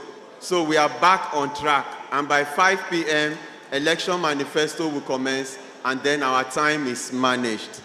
Ladies and gentlemen, the next is technical session 1, team focus, the digital shipyard, pioneering blue economy solutions through Godot-driven engineering simulations. May I now invite the moderator who will now come and call the various presentations. Thank you. Let us make welcome on stage the moderator for the technical session 1, Engineer Professor Mrs. Christy Ijagbami, FNSE, from the Department of Mechanical Engineering, Federal University of Technology, Akure. Was that correct? Oh, Ijagbami, you are welcome, ma. Thank you. So you will manage this in 30 minutes. Yes. Thank you very much. Good evening. Okay. Please, let us have some quiet. Thank you. Good evening, distinguished engineers. But before I go on, let me adopt the already established protocol. We all know we are gathered here this evening to have the first technical section. And this section is... Just 1 minute. Yeah. Poster 2 is ongoing. Poster session 2 is ongoing. Thank you. So this section will be interactive. We'll be welcoming your views on the topic, the digital shipyard, pioneering blue economy solutions through Godot-driven engineering simulations. We can see that there is an intersection between marine engineering and digital transformation from what we heard from the panelists. But the shipyard, which we all knew, being characterized with steel, rivets, manual labor, is now transforming into a digital ecosystem powered by simulations and the Godot-driven engineering technologies. So this transformation is just to improve on efficiency, and it's also to create sustainability in the blue economy, while also unlocking some other potentials relating to the blue economy. This evening, we'll have speakers who will be talking on various topics as highlighted, on our schedule for the technical session. And I believe that by the time we listen to them. We'll have the shipyard being reshaped to optimize resources that we have and to help us reduce the environmental impact that is affecting our climate, and at the same time explore new engineering simulations that will accelerate innovations relating to the blue economy. So I have here, I will call on either Jibril Abubakar Donatos, who will be speaking on asset digitalization and indispensable requirements for sustainable asset lifecycle management. Each speaker has 10 minutes. Then we have 3 minutes for questions. And to stand as rapporteurs this evening, I have Engineer Joshua Aboyeji, Adeoye, FNSC, Engineer Joseph Kolawole, MNSC, Engineer Dr. Cecilia Igbonalom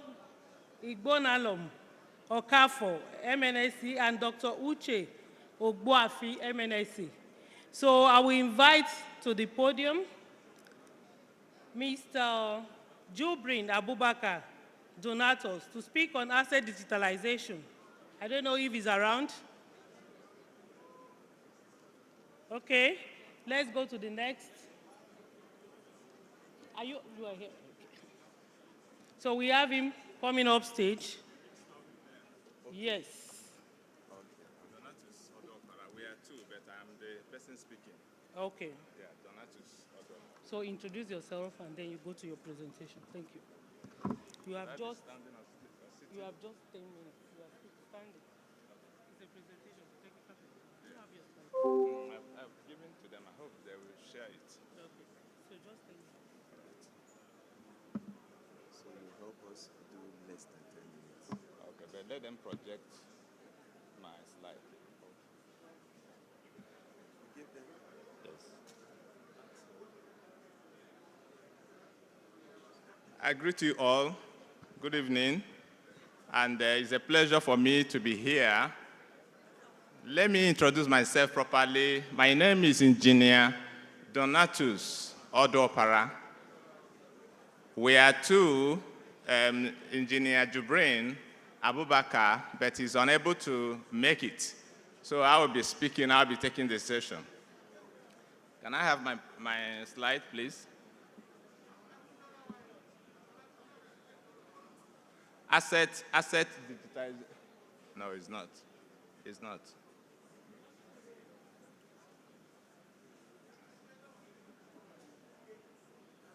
That's not my slide. That's the topic. Asset digitization. Okay, yes. Okay, that's fine. Yes. Okay, so I'll be speaking on asset digitization and indispensable to project lifecycle management. This is not the slide. The slide is a PowerPoint.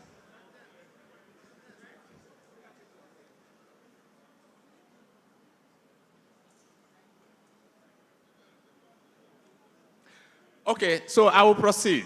Because I have been given less than 10 minutes to present, it's a very short time to actually talk about all the things I need to talk about.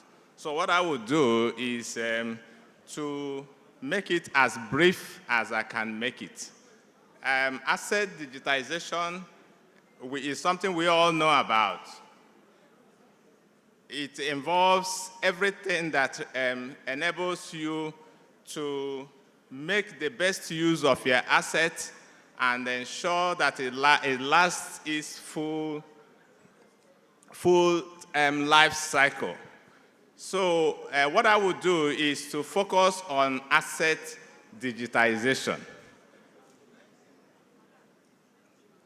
Proceed. Continue, please. Continue.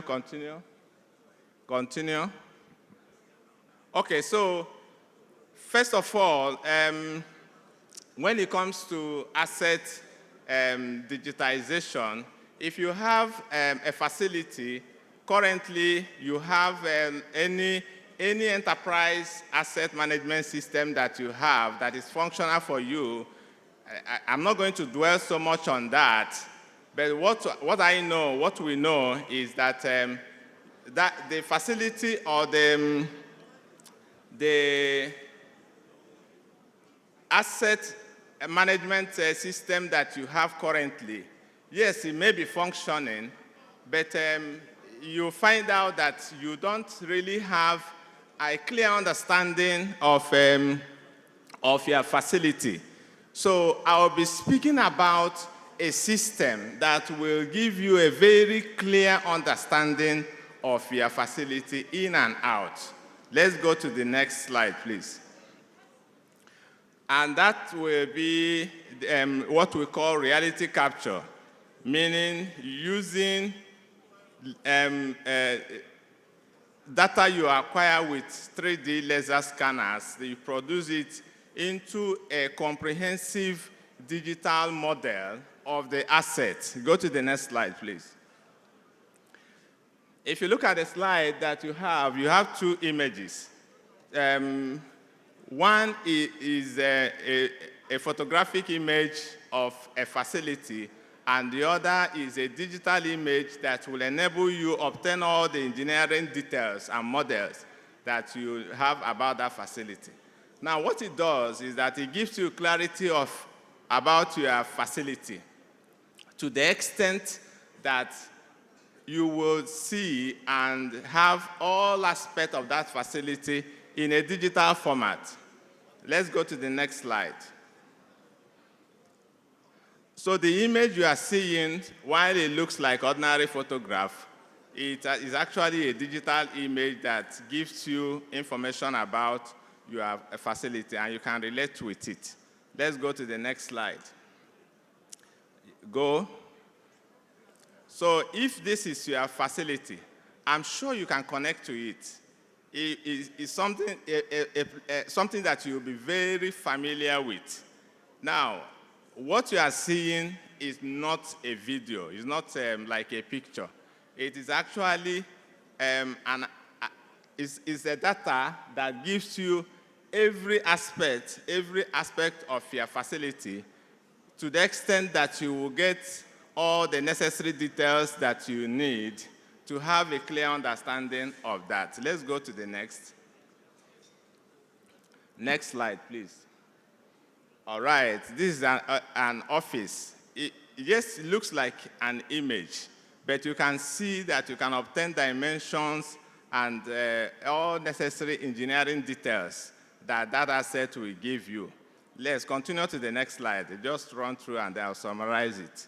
So I'm showing some equipment that comply to reality capture. Essentially, it surrounds, it centers on 3D laser scanners. So let me talk about the benefit. If you are operating this system, you will have a very accurate digital data or digital model of your facility that you can use to relate with the existing asset management platform that you already have. Now, first of all, for you to capture this data, you don't need any shutdown. It will also not require you to work at height, so it doesn't give any complexity in terms of data acquisition. And then when you send one person to site, he obtains all the data that you need to operate for the whole office. If you have expatriates that work with you, they will not need to come here physically. What you capture will be able to serve every stakeholder that is involved in the project.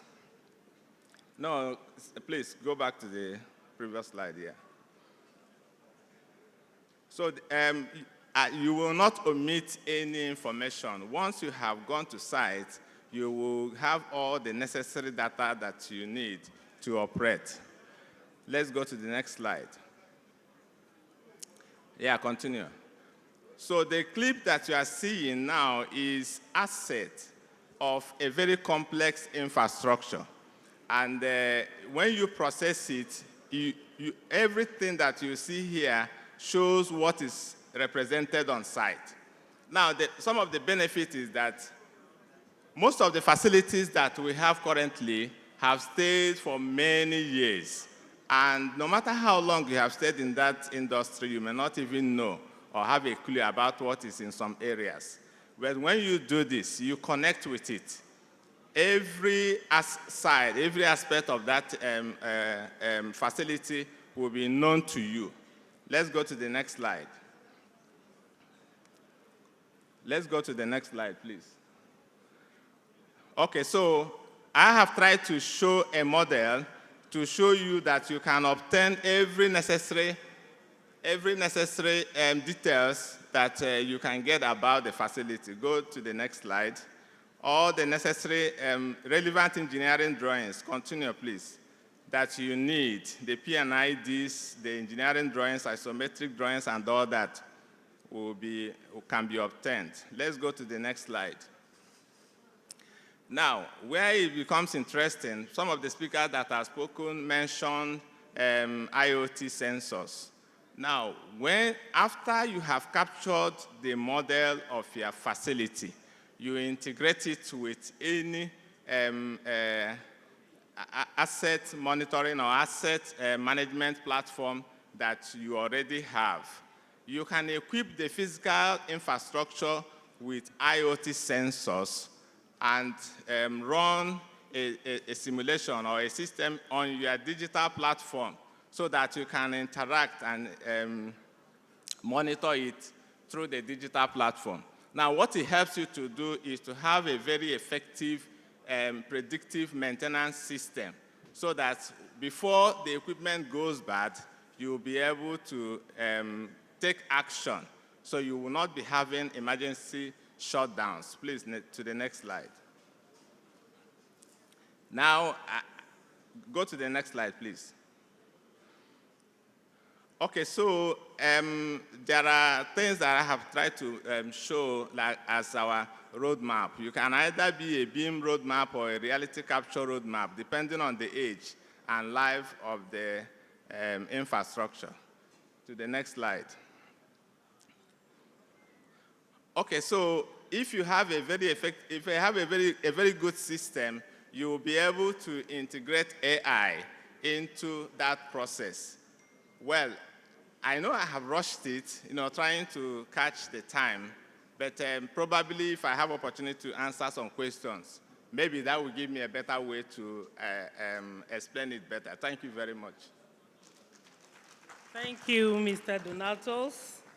Thank you, exposing us to simulation technology, which is the toolkit behind the whole digital shipyard idea. Thank you very much. You can go and have your seat. Let's have other speakers, then we can take questions all together at once. Thank you very much. So I will call on Latif Karim. Give me a seat there. Latif Karim is the manager, computational mathematics and simulation, Crescent Limited, advancing the blue economy through digital simulation of engineering processes with the Kodo engine. So let's have Mr. Latif Karim, who will be speaking for just 5 to 7 minutes. 5 minutes. So you can sit down, you are timing there. Once it's 5 minutes, you tell them to stop. Do we have Latif Karim around? Okay.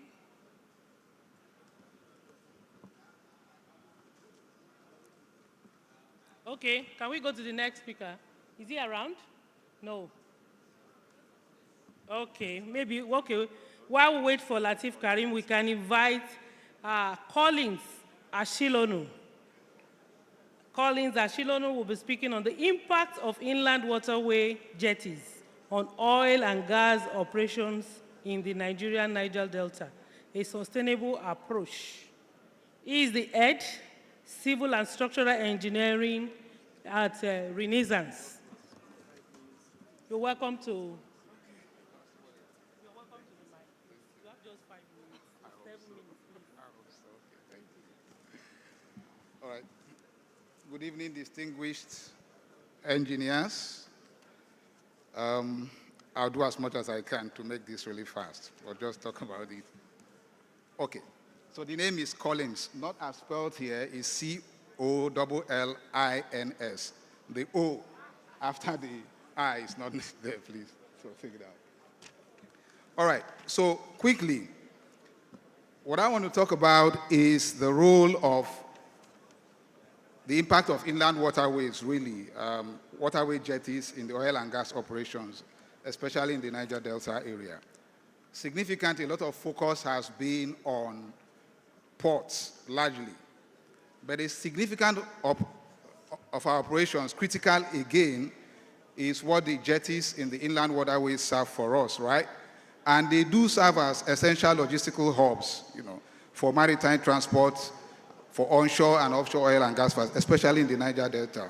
And they do support our rig moves, machineries, petroleum equipment, and not only that, they provide socio-economic lifelines to remote riverine communities, which facilitate trades, fishing, and access to services. A number of infrastructural challenges we have with our jetties really around, and it's been mentioned, if you listen to some of the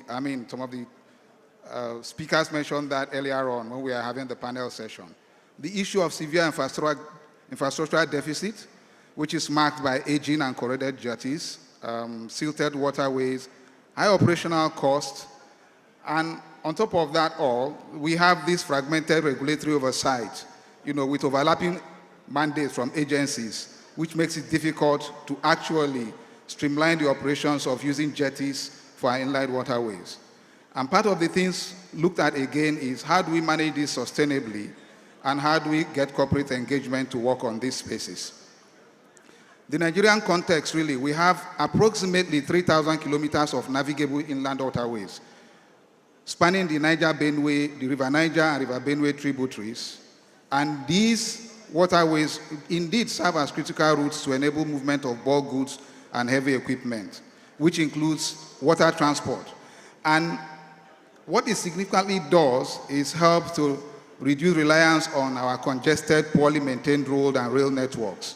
It also does provide cost-effective logistics solutions essential for Nigeria's industrial sectors, especially for the oil and gas industry. Again, the inland waterways contribute significantly to regional integrations and national economic growth. For the oil and gas industry, those waterways are used to transport rigs, machineries, petroleum products, and construction materials. Those jetties also act as intermodal hubs, which connects marine vessels and land-based infrastructure like pipeline and refineries.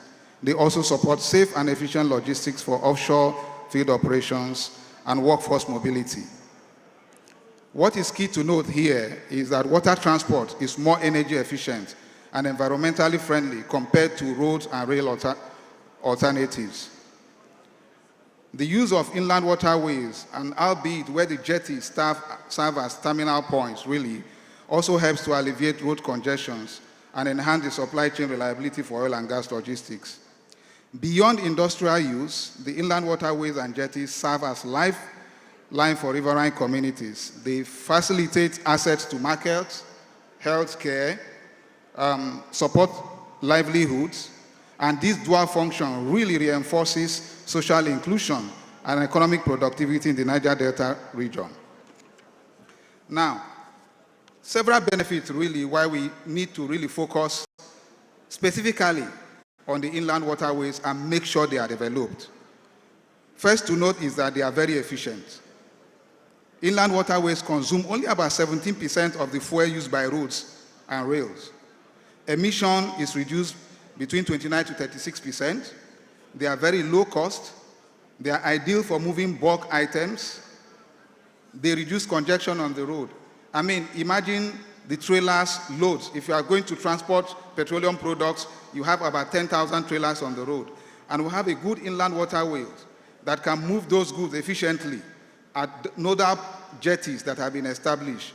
That indeed will enable those products to permeate even the remote areas within the country as it is, and especially in the Niger Delta. Why do we need to look at this critically?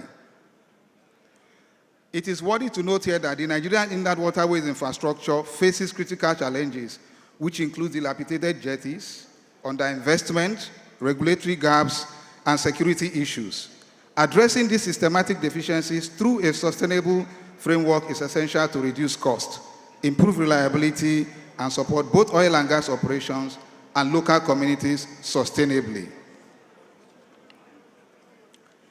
If we look at jetties, and this is the core of my discussion here, what do they do? And if I bring them to the Niger Delta, the inland waterway jetties in the Niger Delta serve as vital operational hubs for oil and gas logistics, while also supporting local socio-economic activities, making them very important for sustenance of our everyday activities there, both in terms of operational activity, connectivity, marine support services, safety and emergency response, and also community lifeline. Jetties, as we know, a bit complex marine structures for oil and gas logistics. They are largely designed to withstand harsh environment while supporting heavy operational loads. Their construction includes reinforced concrete, steel piles, and specialized mooring components, enabling safe and efficient transfer of equipment, personnel, materials for hydrocarbon operations. Now, what is key for us here is having regulatory and institutional framework for us to be able to move this forward. Because of the overlaps we have in most of these places, we need to properly define the roles and responsibilities of what our regulators will do for us, which includes NIWA, NIMASA, NPA, and where we have overlapping jurisdictional conflicts and multiple taxations, those really should be addressed. Quite a number of jetties exist in Nigeria, really. And if I zero down to my organization's Renaissance, we've taken a bold step within the last 3-4 years, really, to upgrade our infrastructures for jetties. And they have indeed improved our facilities and also improved how we operate within the Niger Delta. And again, we need to, once those jetties are properly manned, and they are taken care of, it reduces the impact of vandalism, because a lot of times those jetties are used as nodal point for vandals who siphon off petroleum products. Managing them efficiently give us that latitude to be able to operate very efficiently in our operations for oil and gas activities, really. So quite a lot to discuss, but again, we'll take the questions as they come, and I'll be able to elaborate on quite a number of features and what we need to do better to overcome systematic challenges and operational impact that these jetties undergo every day, and how we need to improve them to be able to sustain our economy in a very sustainable and green manner. Thank you very much.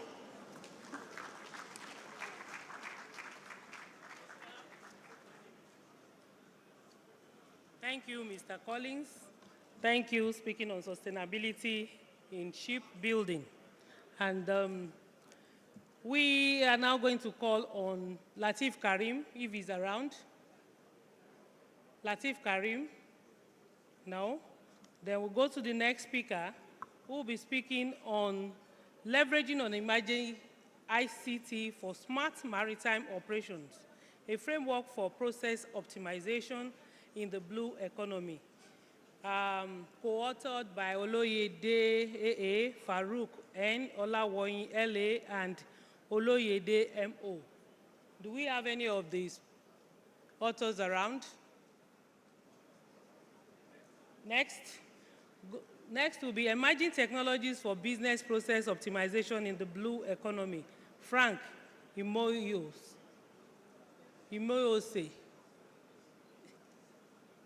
No? Not around? Coastal sand mining and its engineering control measures for sustainable blue economy. Shehu S.A.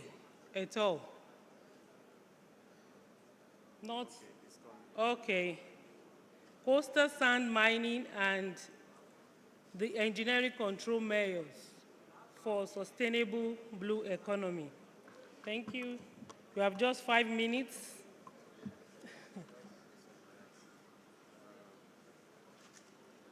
Ladies and gentlemen, just to let you know that the presentations will be made available to you maybe before the end of the conference. You shall have it. So we'll just have the summaries now. Thank you.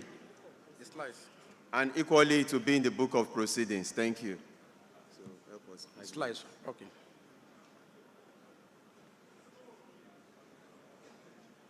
All protocols duly and respectfully observed. I am Engineer Dr. Sheikh Shuaib Abdulaziz, a lecturer at the Civil and Mining Engineering Department of the Confluence University of Science and Technology, Osara, in Kogi State. Please put up the slides.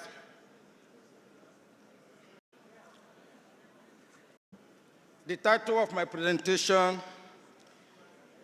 is Coastal Sand Mining and its Engineering Control Measures for Sustainable Blue Economy. Coastal sand mining is very vital as in provision of materials for the construction industries. However, its unregulated and excessive exploitation has an adverse effect, including shoreline erosion, biodiversity destruction, and even increased vulnerability to climate changes. In this work, we try to see the dynamism of coastal sand mining, its effect on the environment, and some engineering solutions for its sustainability to ensure blue economy. That's the presentation outline. Next. Worldwide, about 50 billion tons of sand are being exploited. While we know that coastal sand is very vital for constructional purposes, whether building, bridges, ports, etc., they are also necessary in tourism. Coastal area is also good for fishery and other purposes. In the Nigerian context, we have a very large coastal area spanning from Cross Rivers to Lagos. However, if continuous mining is practiced without being regulated, there are environmental consequences that we need to deal with. And therefore, sustainable mining practices must be ensured. Next slide.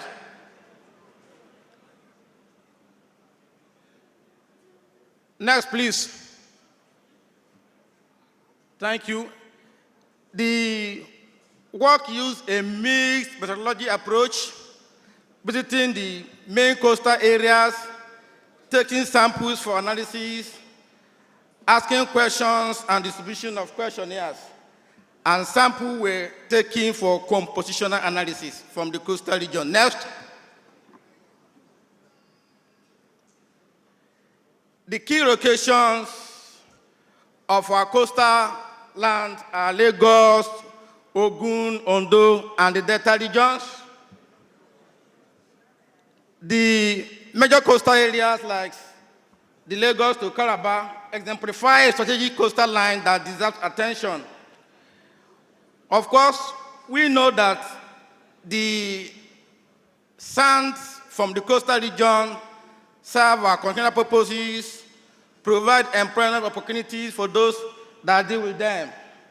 However, there must be a trade-off between this excessive exploitation and maintaining a balance for sustainability. Next. There are various consequences that are associated with unregulated and excessive exploitation of our coastal sand, like the shoreline erosion. There is increased vulnerability to environmental changes or climate change, and of course, our water resources, salt water, and the rest. There is destruction of habitat and biodiversity. Next. there are various techniques we might use to ensure its sustainability, like sediment modeling to know because ordinarily the rate at which exploitation is taking place is more than the natural replacement. Therefore, there should be a model as into what likely extent and rate of exploitation to avert some of the environmental consequences. Geospatial monitoring using unmanned area vehicles like drones, etc. Of course, the use of engineered traps of sand could also be beneficial. Then replenishment system and putting in a regulatory framework, a policy that ensures that illegitimate or indiscriminate mining of our coastal sand will not take place. Next.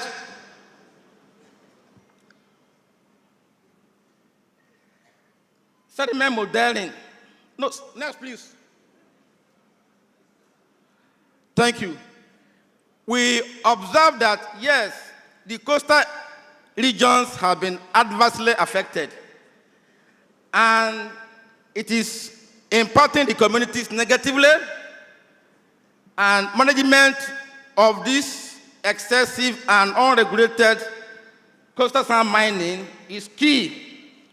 The integration of the engineering control measures like sediment modeling, geospatial monitoring using UAVs, that is drones or unmanned area vehicles, are key in ensuring sustainability in our coastal sand mining. Next. Okay, thank you. My time is up. Maybe from the question we'll be able to. Thank you. Thank you very much, Mr. Shehu. Thank you for still speaking on sustainability. And then, everything boils down on life cycle thinking. How do we design vessels that uses less fuel? How do we create fewer emissions? And how do we also do maintenance that will not affect our ecosystem? Thank you very much. I will now call on Latif Karim. Latif Karim is a manager, a computational mathematics and simulation expert with with Crescent Limited, advancing the blue economy through digital simulation of engineering processes with the Codo engine. I think this actually has a strong tie to our team, the Digital Shipyard, pioneering blue economy solutions through Codo-driven engineering simulations. You're welcome to the mic. Thank you.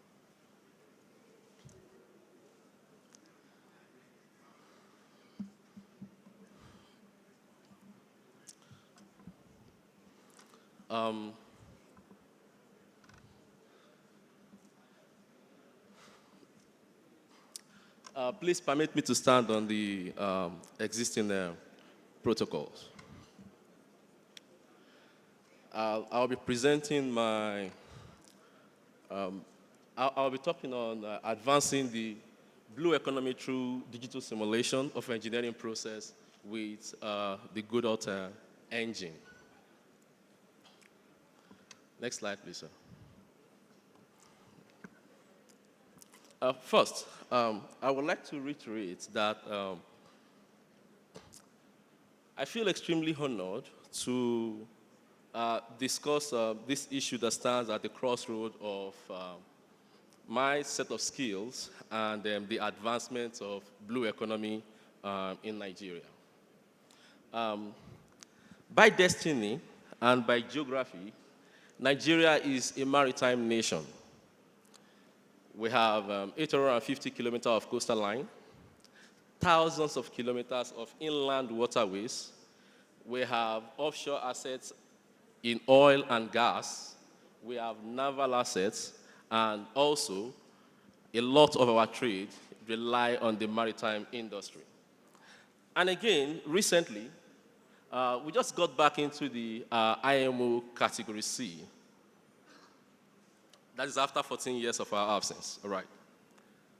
But yet, Our Recording in progress. shipbuilding capacity remains highly underdeveloped. Like, we lag behind most of the world in this regard. Next slide.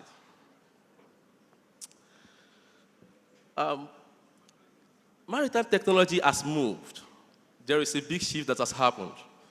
If you look at majority of the maritime leading nations of the world, like Singapore, like Finland, like China,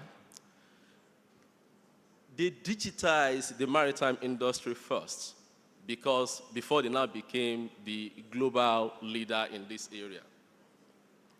So if we must get to the same level, if we must become as competitive as they are, then digitizing our maritime industry is not an option.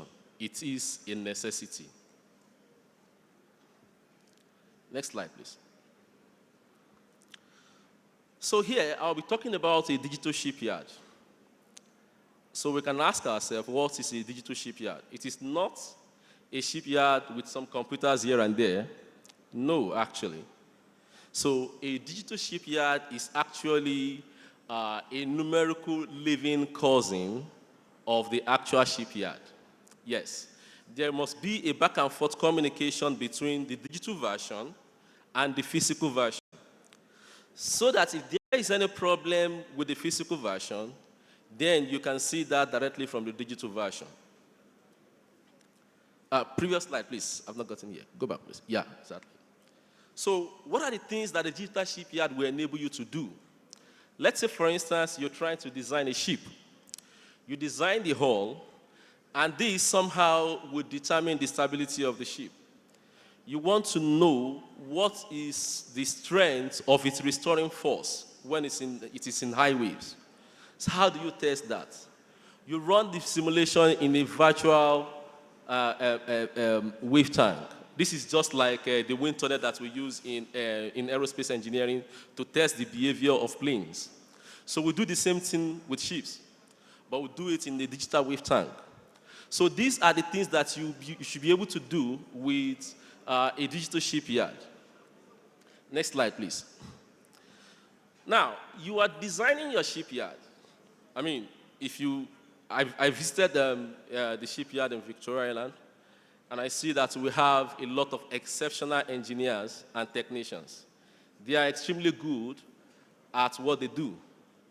They know exactly how to do what they need to do. But here is the kicker. Most of the activities that is related to shipbuilding and maintenance are still being done manually. We are all aware of the recent breach that was completed under 4 years in China. So that happened because they already digitized the process. And whatever they are doing physically is just a repeat of what they have already done digitally. So we will be able to optimize the shipbuilding process and the maintenance process if we are able to digitize the process. The digitization of that process will allow us to optimize and know the best case scenario before we even attempt the shipbuilding. So, next slide, please. In our case, the engineering talent is not the problem. You have people who have the skills, but they are not using the best tool available to get things done. So, in order for us to become a leader in the maritime industry, we need two things. We need the talent, we also need the right tools. We have the talent, but we don't have the right tool. The right tool that I'm talking about in this case is a digital shipyard, which can be built using the Godot engine. Let's go to the next slide. Now, here is a snapshot of the Godot engine. The Godot engine is a game engine. Yes, we use it to develop games, but we can also use it to build a digital shipyard. So if you look at that, you can see that there is a clock running behind, which is actually a gear system. You have all the gears that represent how the clock functions. And that is built in Godot.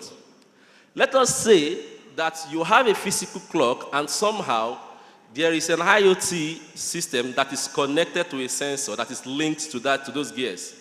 What it means is that whatever happened to those gears physically will be represented in the digital version. So that is the level, the kind of thing that we want to achieve with a digital shipyard. Next slide, please. Yeah, so a digital shipyard, just like the physical one, is a massive engineering project.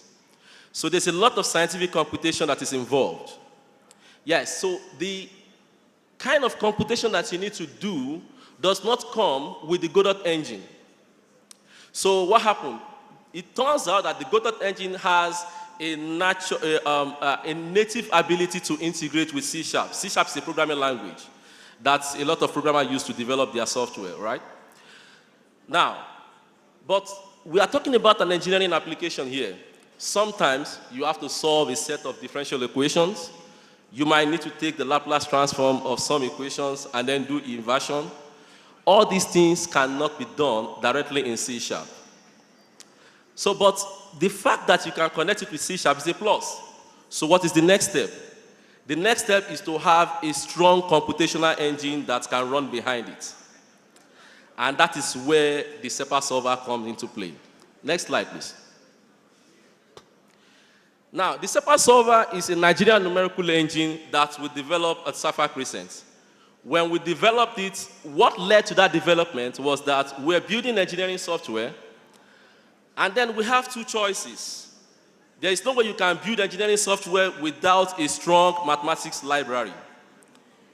We can either buy from foreign players like Numerical Algorithm Group or Extreme Optimization or the Advanpix in Japan, but we chose to develop our own in-house in Nigeria. And that is what led to the SEPA solver. The SEPA solver has some serious abilities. For example, if we have a lot of engineers here, for those of us who are used to MATLAB, if you want to solve a differential equation that has algebraic constraints, and that algebraic constraint happens to be an index to differential algebraic problem, MATLAB will tell you that the index is higher than 1, so I cannot solve it. Now, but the SEPA solver has the ability to do that, so that is not a problem. Next slide, please. So these are some of the tools that we have developed with the SEPA solvers. And then these are some of the companies that use the products.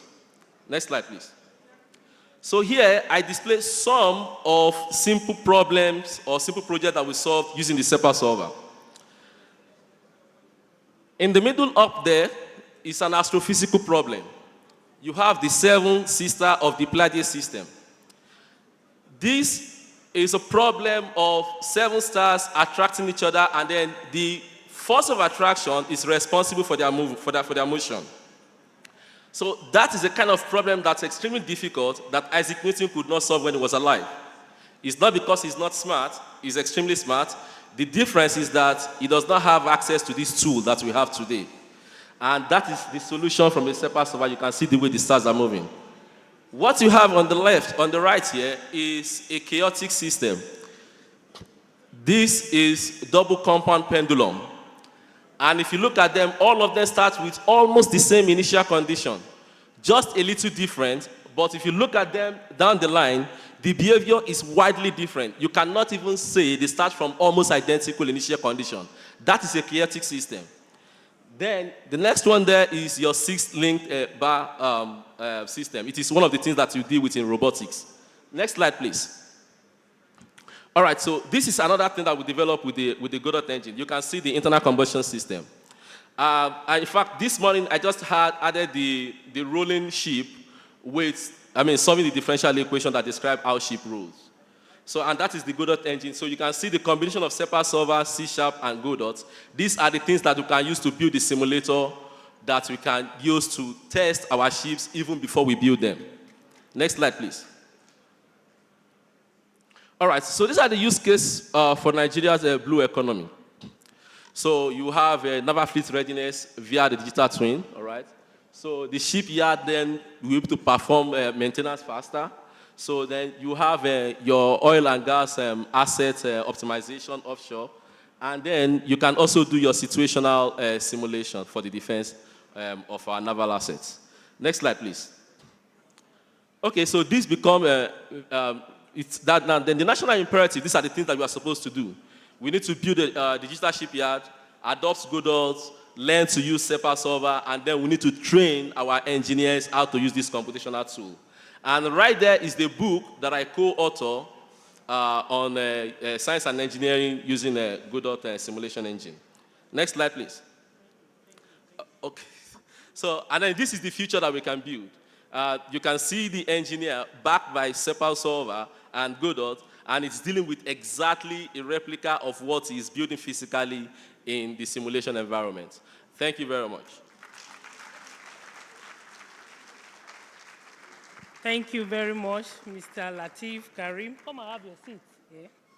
I know you have some questions. The Godot engine, which is now the new language in shipbuilding. So it's just for us to think, to look at a scenario of if the fuel finishes, if the weather pattern changes, if one component wears out faster. No question and answer. Okay. So this is just the digital twin that we are being exposed to in shipbuilding and then the blue economy. Now we have the last speaker for this session, who will be Frank Imoyose. He will be speaking on emerging technologies for business process optimization in the blue economy. Please, I think you have just 3 minutes.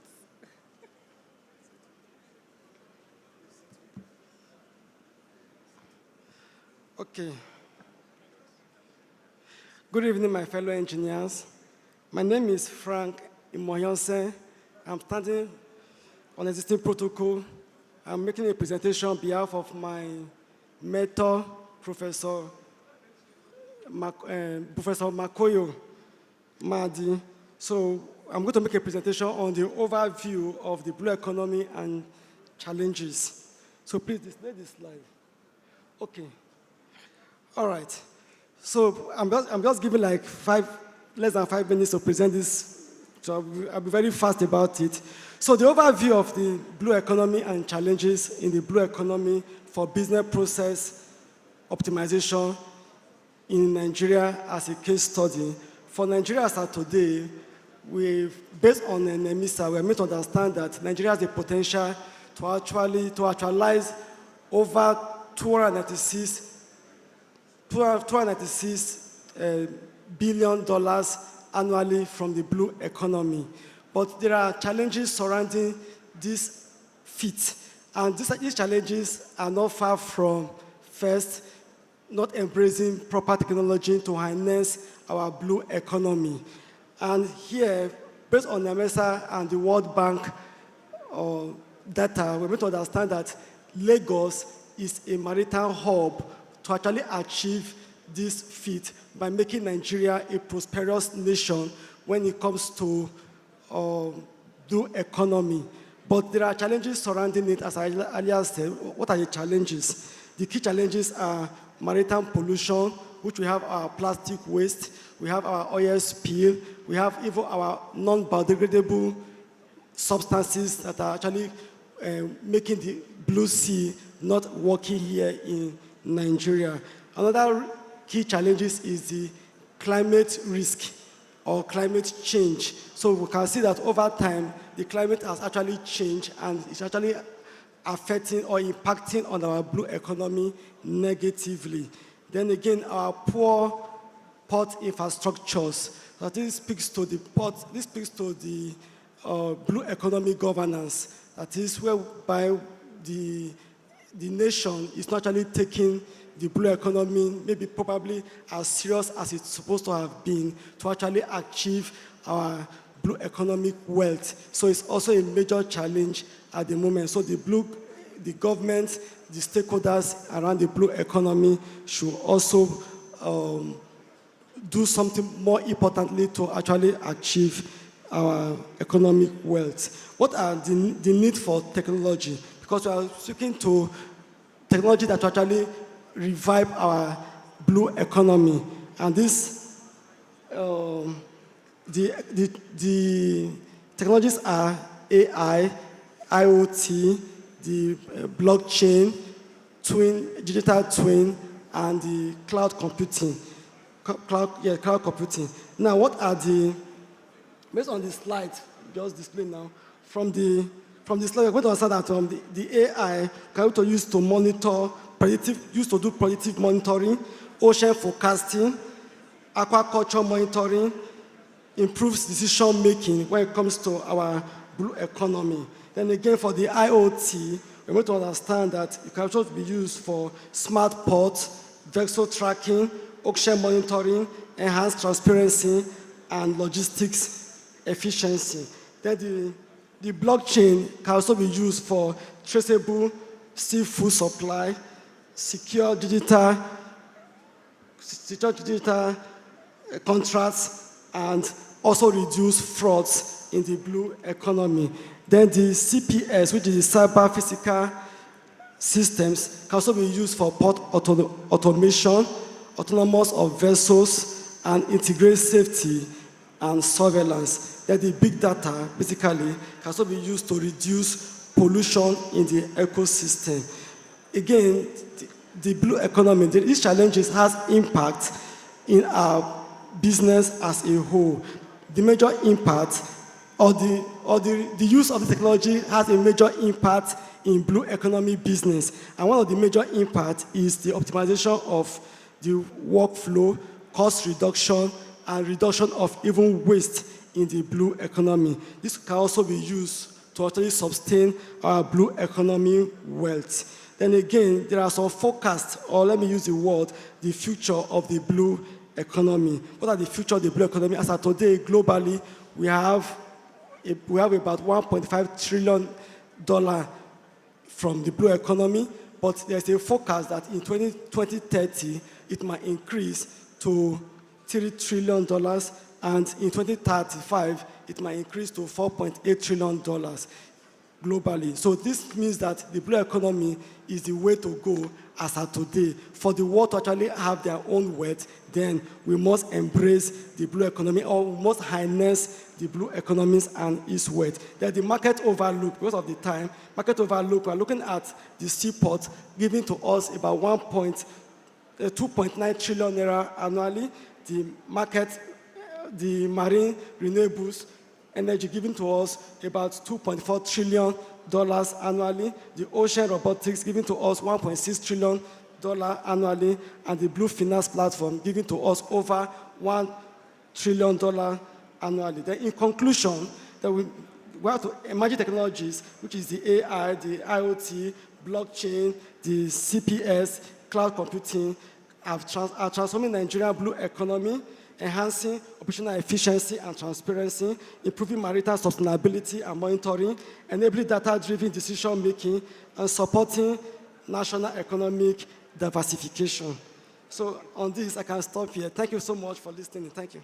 Thank you very much, Mr. Imose. I think we have seen how code-driven engineering simulations are not just technical tools, but catalysts for a new era in chip building.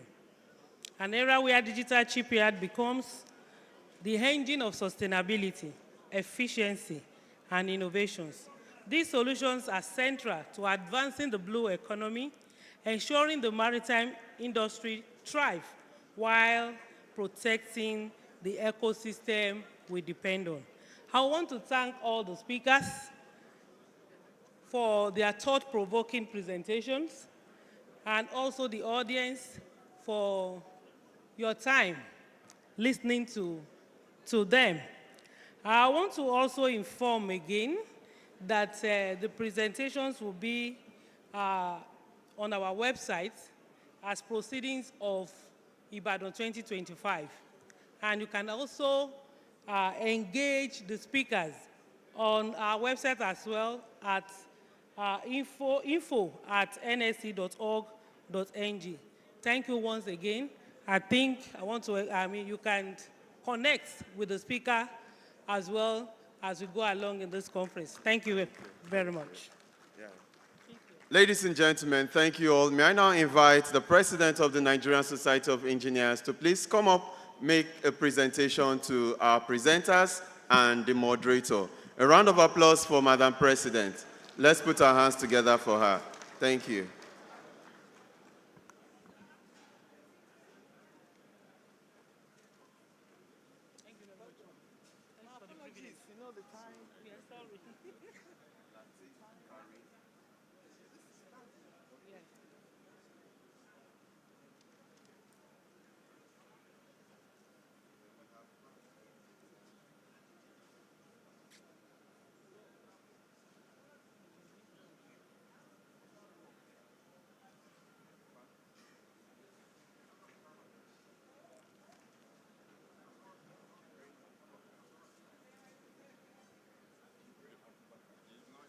He's not here.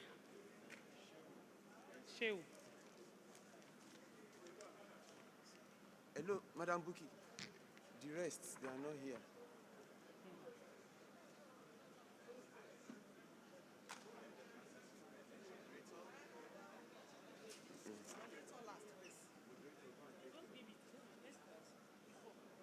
Bring whatever you have. Bring whatever you have and we'll sort it out, please. Here, hold this. Okay, this is Donatus. Jibrin and Donatus. Just now put it on them. That's the way you did it. Yes. The way you did. We'll sort it out. That was what you did. Okay, only you did it. Okay, don't worry. Let me do that. You can go.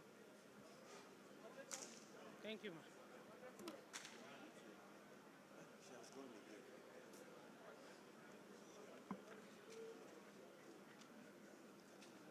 Oloyede.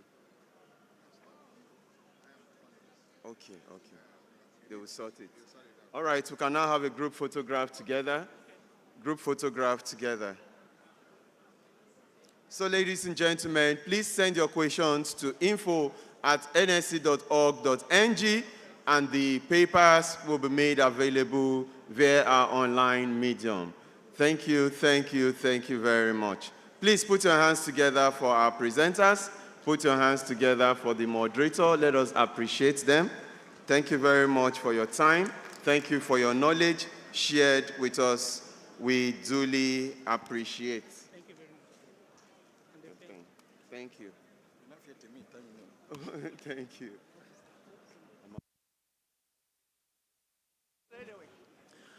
All right, ladies and gentlemen. Some of you, when we were having technical presentations, you went away. We took attendance, and by the time we finish the conference, we will give prizes to those persons who deserved it. We will send them something. But then you know what is 5 o'clock, and you are all here in your numbers. Ladies and gentlemen, it's time for election manifesto. Election. Thank you very much. May I now invite our own INEC, our INEC chairman, the chairman of the Nigerian Society of Engineers Electoral Committee. Please let us applaud and make welcome our very own engineer, Kashim Abdul Ali, fellow of the Nigerian Society of Engineers, fellow of the Academy of Engineering, member of the National Institute. You want to win election and you are not clapping. Make some noise for him. Clap for him. Pacify him now. You are welcome. Is it possible to move this in a bit to the center? No, they have set it here. Please be seated so we can start. May I invite all members of the election committee? Members of the committee, please come here.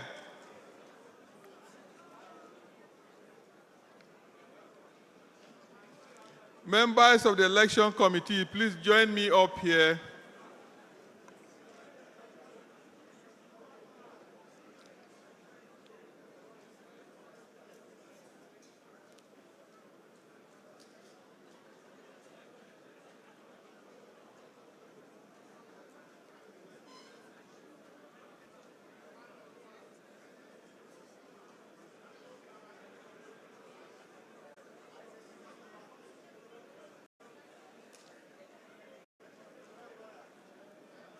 Please sit down, sit down. Sit down.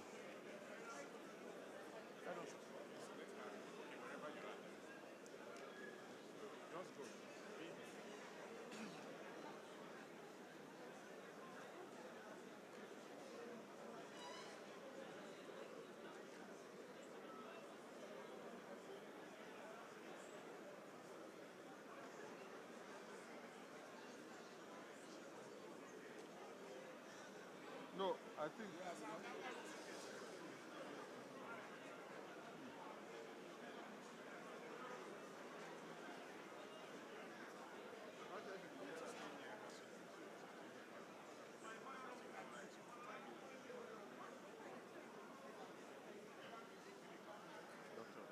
Yeah.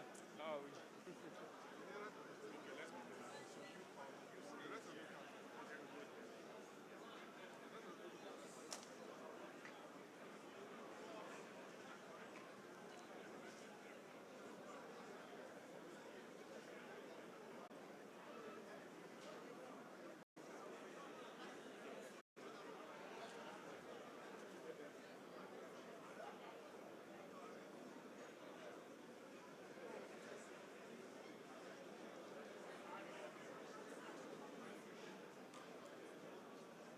Have you let me get more chairs. Have you printed? Have you printed?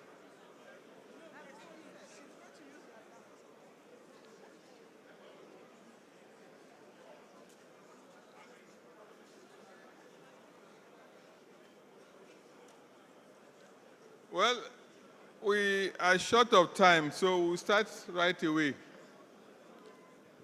The instructions are quite simple. We have a moderator who will conduct this business.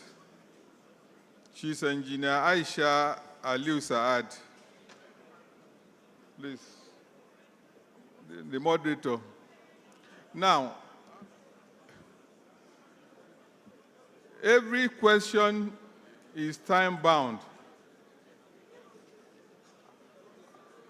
And when you are given, when your time starts, it will end when it will end.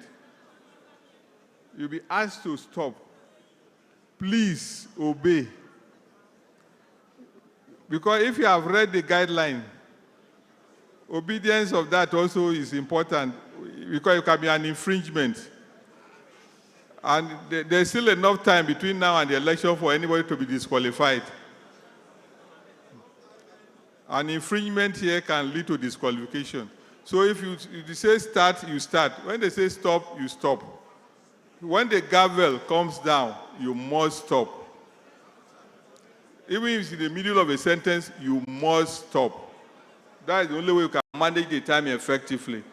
So on that note, without much ado, I'd like to, first of all, if we had enough time, we would have arranged for all the candidates to come up here and sit.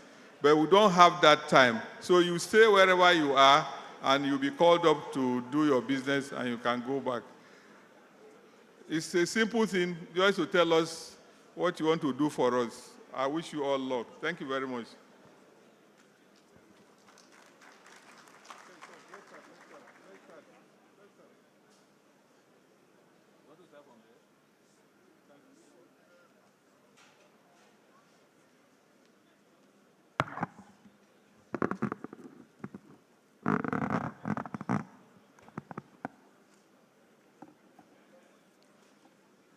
Thank you very much, Mr. Chairman, the President, DP, past presidents of NSE here present, distinguished engineers, esteemed candidates, ladies and gentlemen, good evening. My name is Aishatu Aliu Saad, and it is my honor to serve as your moderator for this year's Manifesto Night. Tonight is a very important part of our democratic process in the Nigerian Society of Engineers. The session provides a platform for candidates aspiring for the position of Deputy President, a role that ultimately leads to the presidency of our great society.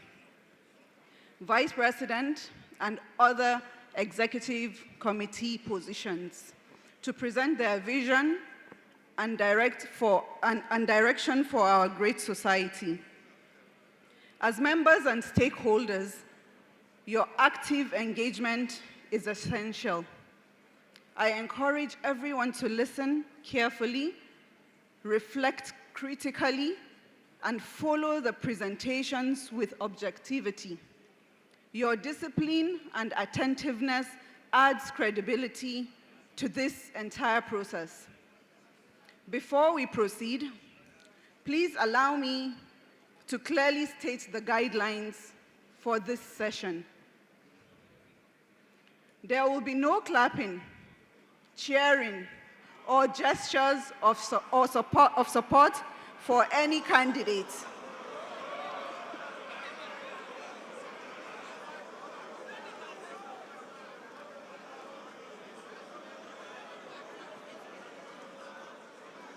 That is the guideline. One house, please. That is the guideline. That's the guidelines. So there will be no clapping, there will be no cheering or gestures of support for any candidate during their presentations or responses. This ensures fairness, neutrality, and a level playing field for all. 2, all questions tonight are focused on strategic leadership, institutional continuity, collaboration, technology, innovation, and stakeholder engagement. 3, each candidate will be required to pick a number from the set of prepared questions available. For the DPs, they will pick 2 questions out of the set of questions prepared and answer. You have 5 minutes to answer each question, so a total of 10 minutes for all DPs. For VPs, you are to pick a question from the set of questions and answer in 3 minutes, while for the ESCOs, you are to take a bow and leave. After selecting a question number, each candidate will introduce themselves, what they have done for the society, state who they are, state why they are aspiring for that particular position, and then respond to their selected question. All questions and interactions will be directed strictly through the moderator to maintain order and professionalism. Kindly maintain decorum throughout the session. With these guidelines in place, we are ready for a smooth, transparent, and engaging manifesto night. Ladies and gentlemen, we will now begin. I will want to invite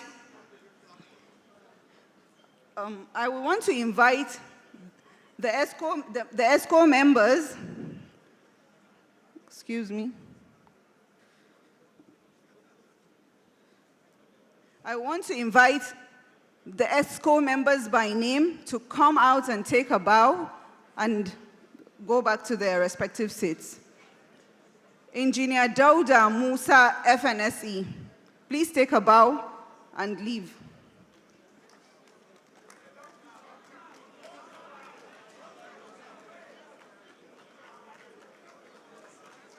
Engineer Dauda Musa, North Central, thank you. Engineer Dayebu Tijani, FNSE, Northwest.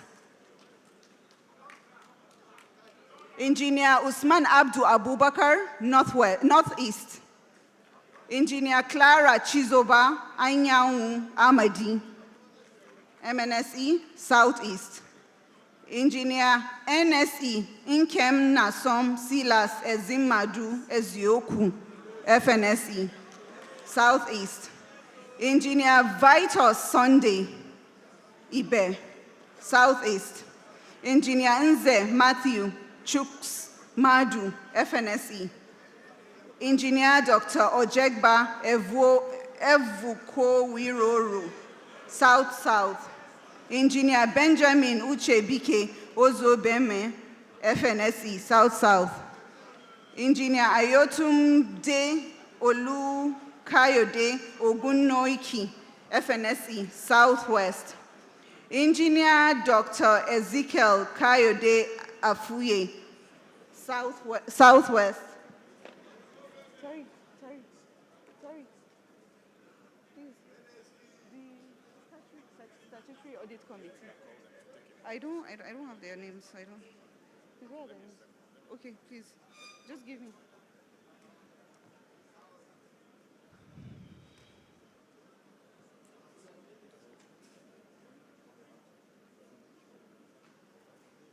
Where are they? Okay. Thank you. These are ESCO candidates for the 2025 election. I'll now call on the Statutory Audit Committee candidates. They should also come out and take a bow and leave. Engineer Omolola Adenike Adetona, FNSE. Engineer Ismail Akimbolaji Adeyemi. Engineer Dr. Ezekiel Nnamere Aneke. Engineer Greg Obiajulu Oshibuogu, FNSE. Engineer Anthony Sunday Dennis, MNSE. Please step out and take a bow and leave. Thank you.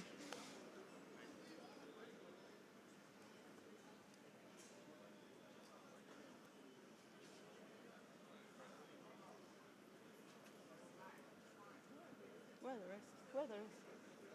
are the rest? Yes. I'm waiting for them to.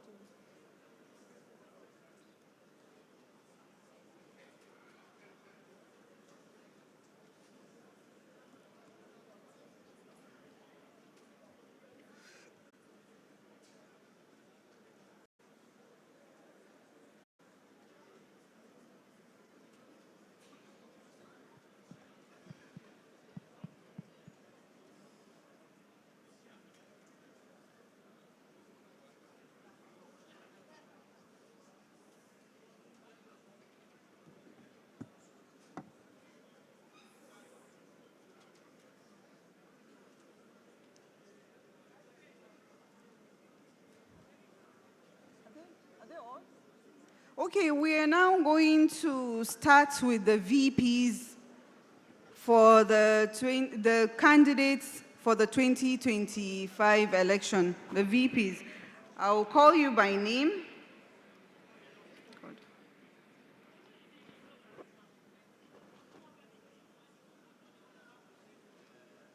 You step out, pick a question, introduce yourself and answer. Engineer Chuak Tanko Jang, FNSE, North Central. Please step forward.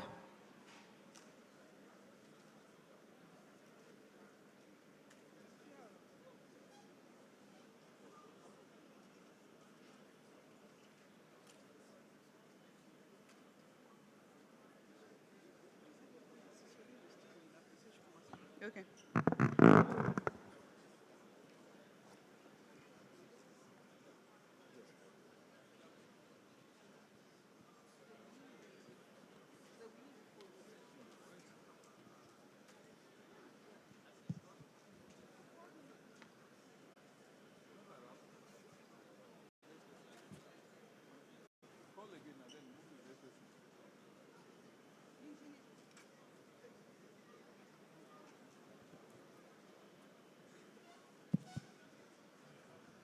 For VP candidates, please, Engineer Chuak Tanko Jang should please step forward.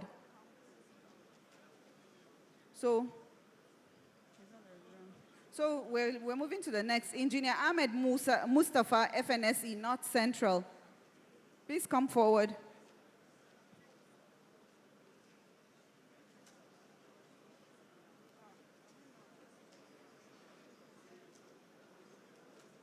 Engineer Tanko Jang.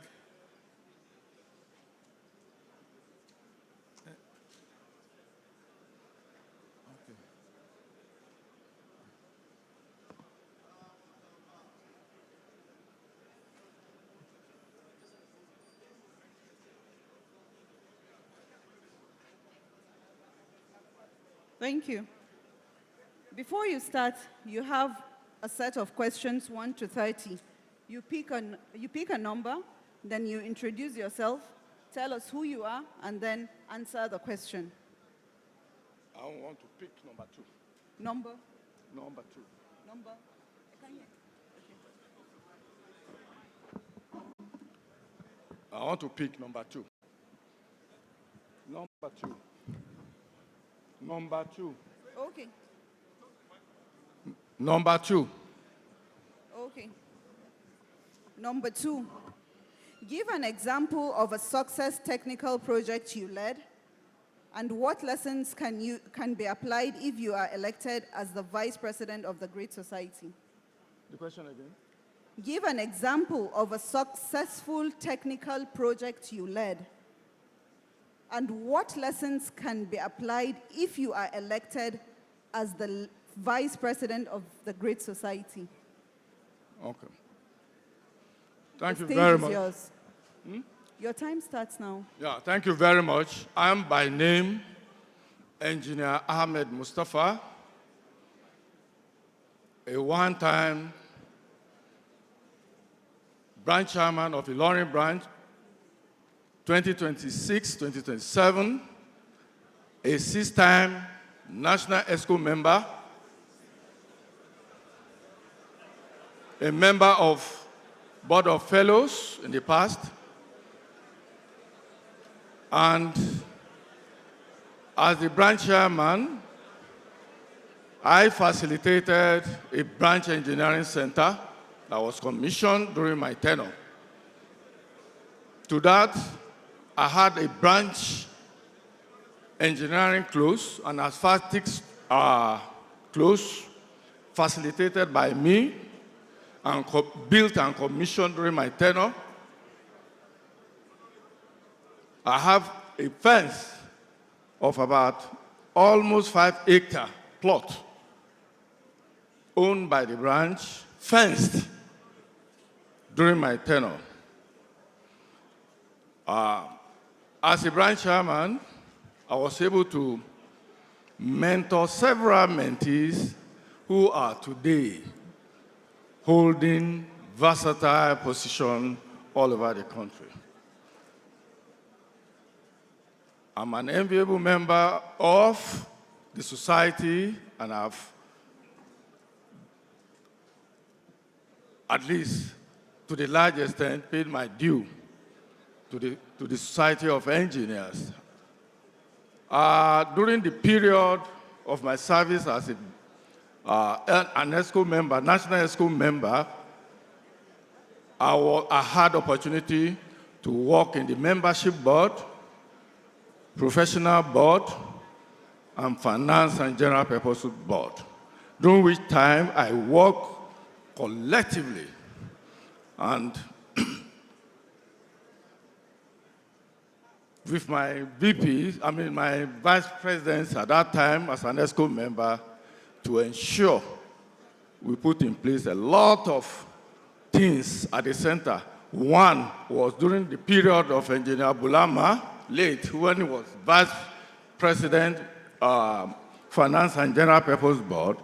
It was during our time, Nigerian Society of Engineers shifted from cash to cashless way of, generating and expending financial processes during that time. And as a National ESCO member during the period. Thank you. Your time is up. Thank you so much. Your time is up. Thank you. You may please go back to your Then seat. second, to the project, I want to speak to.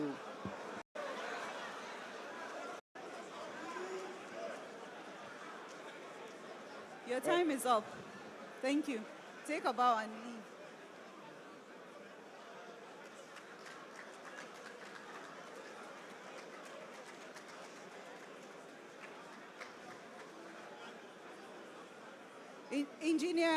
Engineer Rachel Serumom Ugwe, FNSE, North Central.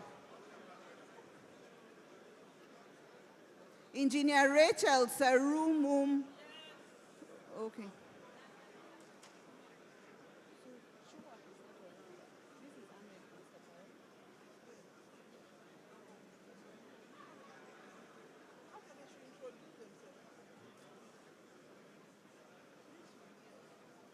Thank you.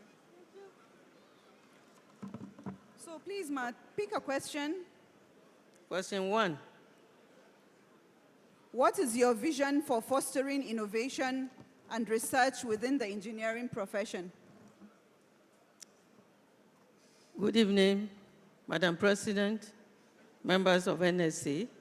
My name is Engineer Rachel Serumo Uge, FNSC. I have been a branch chairman of Kaduna. I've been a chairman of Chairman 2022. I've been an EXCO member, Collaboration and Linkages, EXCO member, Asset Management, and presently Asset Management Chairman of NSC. During my tenure as Asset Management Chairman, I have facilitated so many projects for NSC. One is the Gwarimpa building, where we are going to have 5-story building on the land that NSC had. I facilitated the renovation of our office in Lagos, in VI. Is ongoing. We have renovated the 4th floor, the rooftop. I have also facilitated the recovery of NSC shares. NSC had shares for over 15 years. They've been lying fallow. Nobody noticed them until during one of my search for papers for NSC lands, I discovered that NSC has shares in millions. We are still on the process of doing the global search so that we know exactly how much we have and what we have. I have also facilitated the establishment of the cooperative for NSC. I've also facilitated getting the papers for the 8.3 hectares of land that NSC has at Bwari. We have paid for the C of O. We have paid for ground rent for 2015 to 2026. I can't finish telling you what I've done, but this is how much I have done as the chairman of asset management. Going back to the question you asked,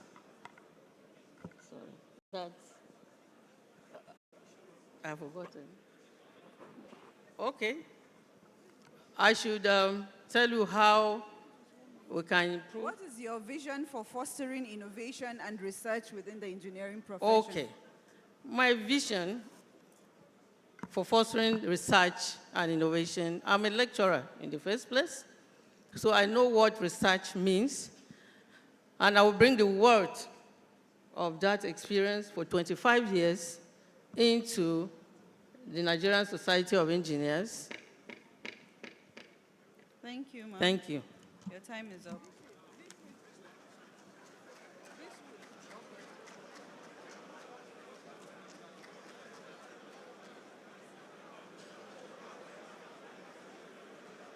Engineer Usman Tijani, please step forward.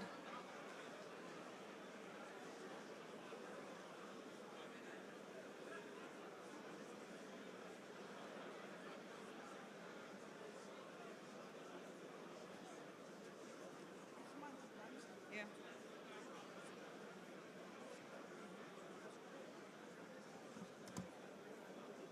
Engineer Usman Tijani, Northeast, please speak a question. Question number 6. How can the organization engage more effectively with the media and civil society? Thank you very much. I am Engineer Usman Tijani, FNSC MNI, past branch chairman, NSC Maiduguri, past NICE chairman, Maiduguri chapter, And without much waste of time, I want to come straight to the question. Please, can you kindly pick the question again?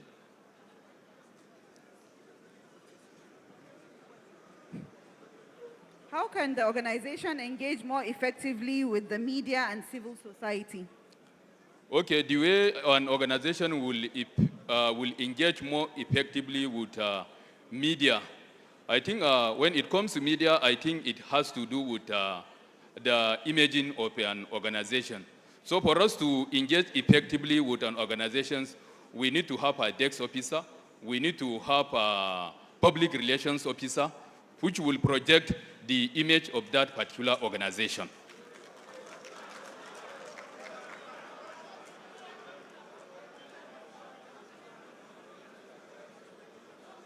Go ahead, tell us about yourself.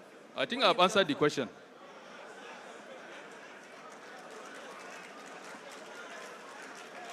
Yes. Thank you.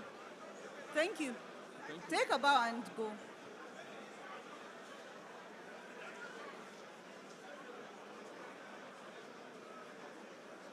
Engineer Aliyu Dusemma Ibrahim, FNSE, Northwest.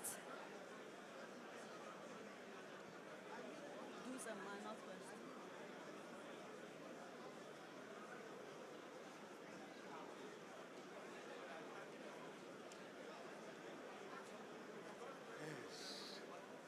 Choose a number, please, sir. Number 1, please. Taken. Number 1. It's taken. Okay, fine. It's taken. My name is... Oh, taken? Choose another number. 4. 4. In reviewing your contributions to the NSE, identify 2 key member-centric accomplishments that were conceived and executed under your personal leadership, independent of ESCO activities. Thank you very much. My name is Engineer Aliyu Ibrahim Dusemma, past branch chairman 2016-2018, ESCO member, and now vice president. As vice president membership, we have done so many things. We have used one strategic agenda of NSC, that is membership drive. We drive the membership from as low as it was from 3,000 to about 5,312 now. And that brings a lot of money to NSC by registration and other things. And 2, we also bring this idea of national mentorship scheme for the young engineers, whereby we intend to attach the young engineers to senior engineers for mentoring and guidance. And by that, an engineer who is coming off, learning the process now, will be attached as senior engineer that will learn from him to become a very corporate, to become a very active engineer. I will come to the co-engineer I want him to be. The question now? All right. Now, about the question, the things we've achieved, we were able to open the window of life membership, which allow members to ascend into NSC and bring in more money into NSC, and it's a win-win for everybody. NSC gets more money for using an investment in the future, and also the member is now relieved from an annual dues every year. Again? Yeah, that's it, I'm done. Take a bow and leave. Thank you. Engineer Ugochukwu Pascal Unzurumike, FNSE, Southeast.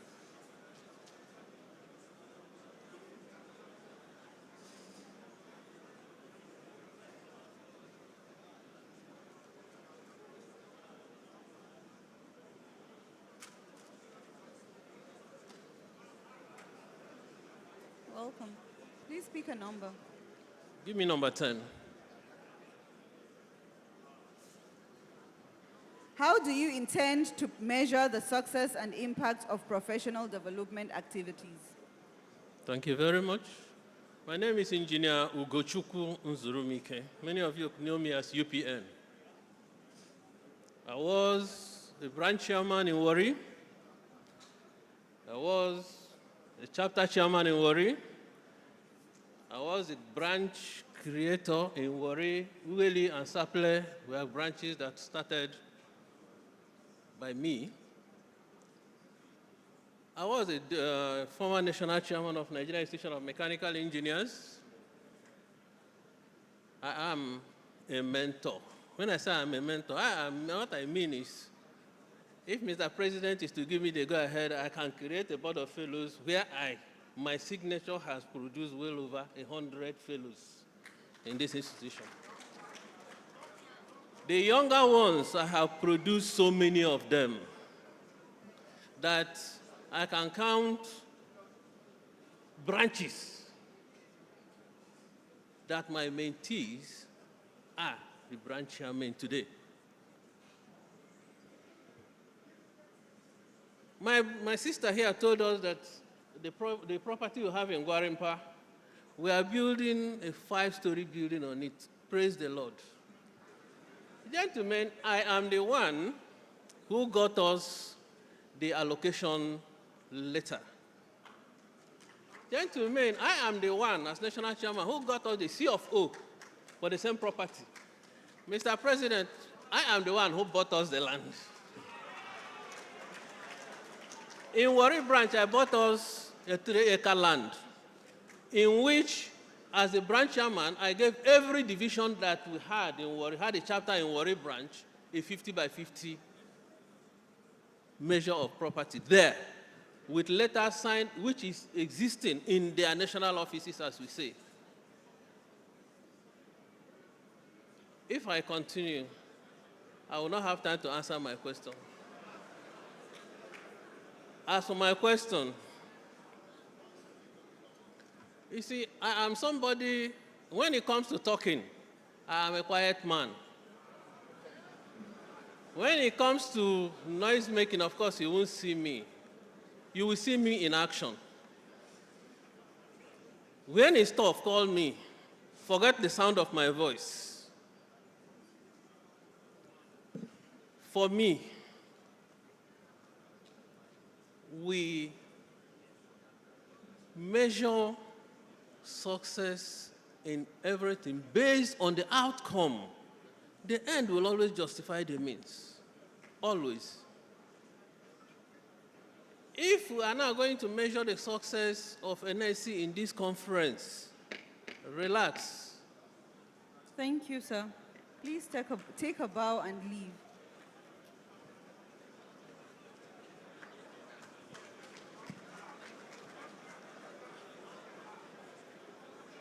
Before I call on the next candidate, I would want to advise us to please tick on the question. Please.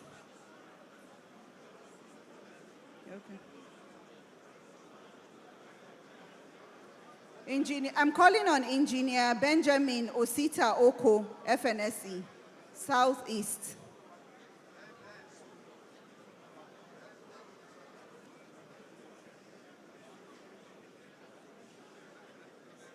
Engineer Ben, please pick a number. Number 24. 24. How will you leverage global best practices to strengthen NSE Division's code and standard development? All right, thank you very much. Interestingly, I am a member of the World Federation of Engineering Organization Committee, and also the member of the Federation of African Engineering Organization Committee on International Committee. For the past 13 or 14 years, many of you know me very well for that, I have organized international technical visits where I have taken Nigerian engineers to different parts of the world. And what is the purpose of those technical visits?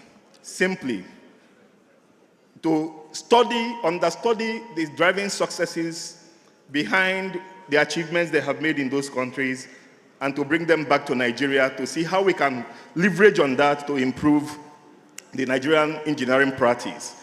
And that is what we continue to do. That is what we continue to advocate for, to ensure that Nigerian engineers are exposed to the best engineering practices across the world and leverage on that to develop the Nigerian engineering practice here in Nigeria.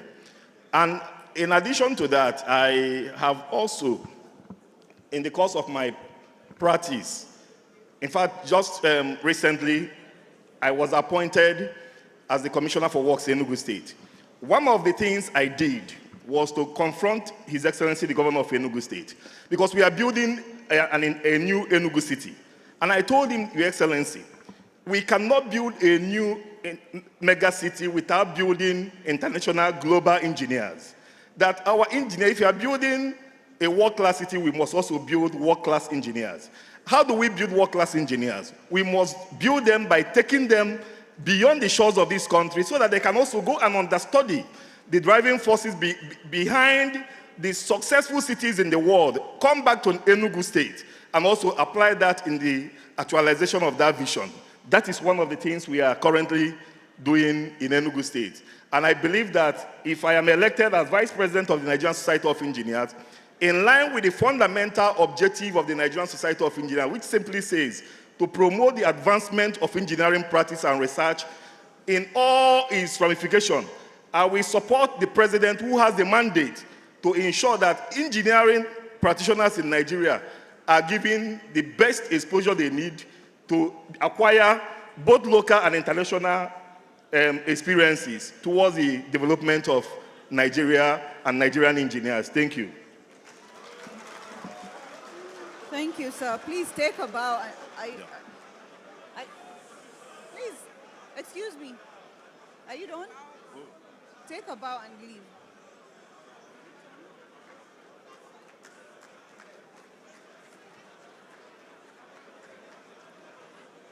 Engineer Dr. Dauda Aluya Okuduga, FNSE, South. Please step forward.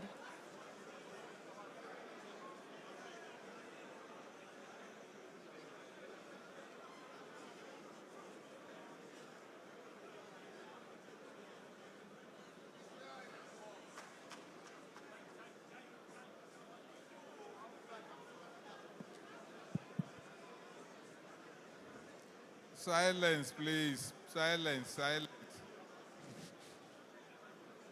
Engineer Dauda, please choose a number. Number 5.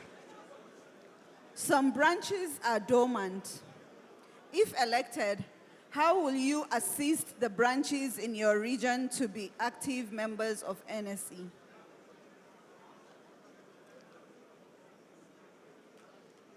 It is very clear that no nation in the world can grow beyond its engineering practice.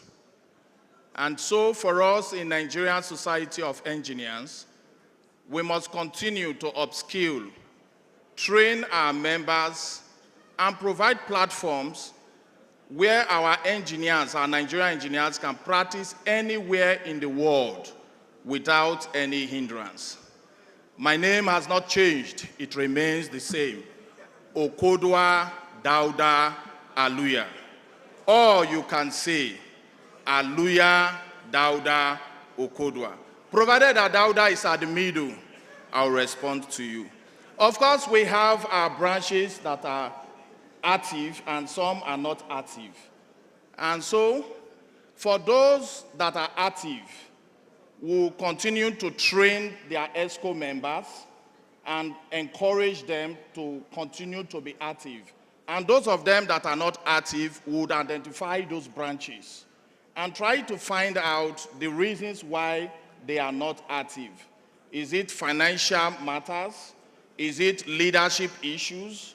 Is it their locations? They don't have places where engineering are being practiced. If we are able to identify these hindrances, then as a society, we begin to work on it. If it is leadership, we organize special training for the engineers in those locations. If it comes for us to teach them how to raise finance in their location to be more viable, we'll do that. And show them the way to collaborate and take a leap from those active branches that are doing well in the society. By that, both the active ones and those that are not active will begin to move together in the same line. Of course, I have served this society in so many capacities as past branch chairman in Ekpoma and pioneer chairman in NSC Auchi branch. I've been National ESCO member 4 times, pioneer chairman of Chairman Forum, and by the grace of God, Vice President Professional Development. And we were able to attract Midas IT from India to donate a software to 15 Nigerian engineers that is worth $17.4 million, which means each of the Nigerian engineering universities that benefited from it went home with 16.5 billion naira, and will continue to do more. Thank you. Thank you, Engineer Dauda. Please take a bow and leave. I'll call on Engineer Halimat Shope C. Adediran, FNSE, Southwest. Please step forward.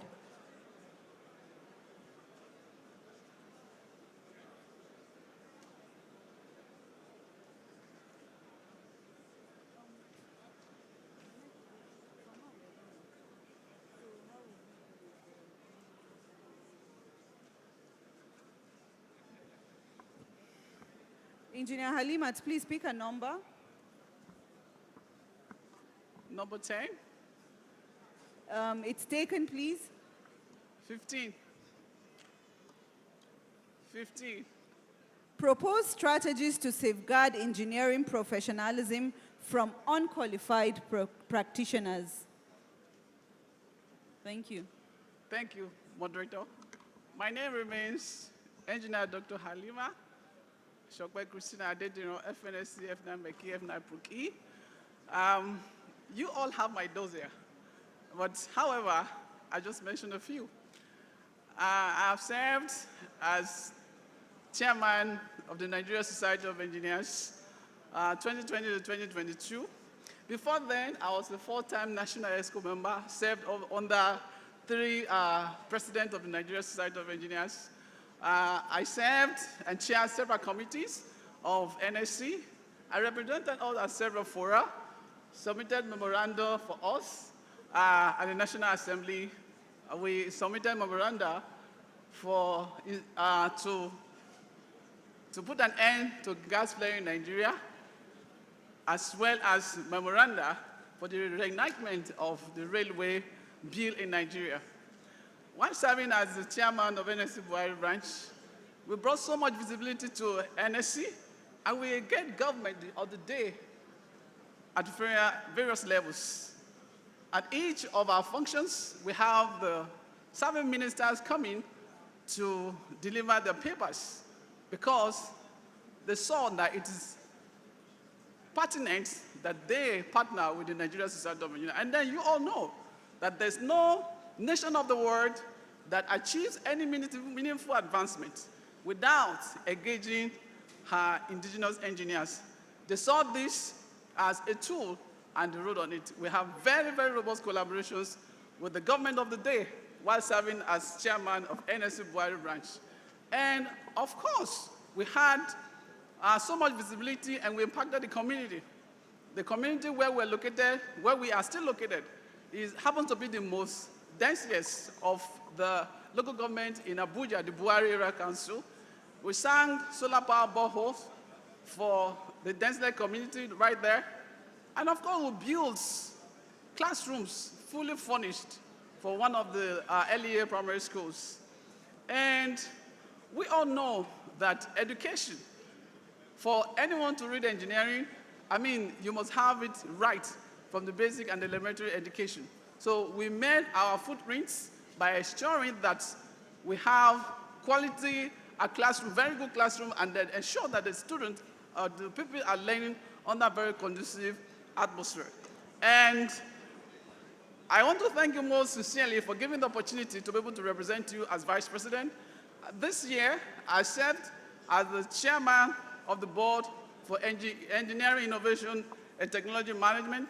And under that board, we've been able to open up the Bank of Industry to our members. We brought Bank of Industry to the table for our members to have interaction with them. Thank you, Engineer Halima. Your Thank you time very is much. up. Please I take a appreciate it. bow and leave.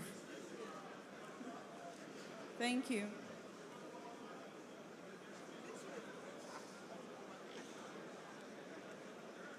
We have now come to the end of the Vice Presidents.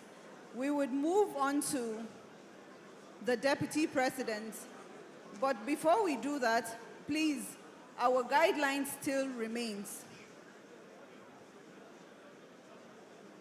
There will be no clapping, no cheering, and no gestures or support for any candidate during their presentations or responses.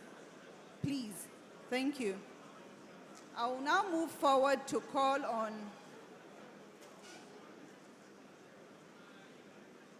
Engineer Valerie Ifioko Agberagba, FNSE South.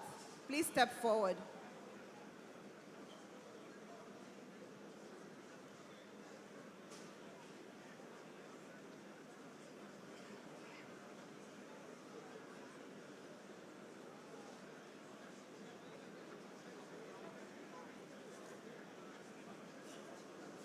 Silence, please, silence. Let's listen to... Engineer Valerie, please, you have 1 to 20 questions. Choose out of 1 to 20. Number 3. Share an instant, okay, sorry, you're going to pick 2 numbers and you answer them in 10 minutes. Question 3 and question 7. Okay. Share, okay, we'll take them in bits. I'll first read the first one, then after 5 minutes, I'll read the second. Share an instance where you had to mediate between 2 opposing groups within the society. How did you ensure fairness and uphold the values of NSE? Thank you very much. To share an instance where I had to resolve an issue between 2 opposing sides. As Vice President of the Nigerian Society of Engineers in 2011, we had an issue with the examination. We had a case where my own board member was accused of failing one of the candidates. And when I was called upon, I told them, I know this member of my board, a man of integrity, an impartial judge. But I did not say that to the team that reported him. I informed them I was going to investigate the matter, and I brought it to the board. Because the person who was reporting the case was also a fellow and a very distinguished engineer. The person that was failed happened to be his son, and he was accusing a member of the board. And so I was in between 2 respected engineers, and I did not want to take it to the president of the society. I thought it was within our capacity as a board to resolve it. And we did investigate. And what I did was to call some other members of the board. I gave them the question sheets to mark. And when they finished marking, the person scored even lower than the engineer that was accused. Independently, I gave it to 2 other engineers, one from the same zone of the person that was failed, according to the accusation, and one from another zone. And the candidate scored lower than he got from the previous marker. And we had to call the senior engineer and speak with him because he was, declaring fire and brimstone he was going to pull down because he thought he had an issue with the engineer. And when he was called to the table and we explained to him and gave him the papers of his son, he actually apologized to the board, and that was the end of the matter. This tells us that we should not be partial and we should not defend any case unless you have properly investigated and you can tell everybody boldly that this is the situation. And so we resolved that issue. And even the conflict between the marker and the family was resolved through that incident. And today I stand to say that we are happy with the outcome. My name is Valerie Ifwekwa-Agberagba.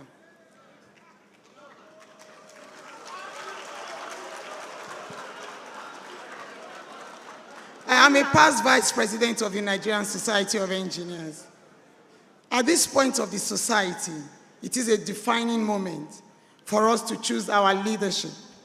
Committed leaders with vision, who are committed to professional excellence and who are interested in building an engineering community that we all aspire to see in our society. I am a candidate for the Deputy President of the Nigerian Society of Engineers, and I have served with integrity, with commitment, passion, and determined to build excellence in practice of the Nigerian engineer. And I believe, standing before you this evening, with all that we will talk about, I have my second question to answer. You would know that at this time of the Nigerian Society of Engineers, we cannot afford to go backwards. So we need a leader with vision, a leader with passion, a leader committed to excellence, transparency, and accountability. Thank you.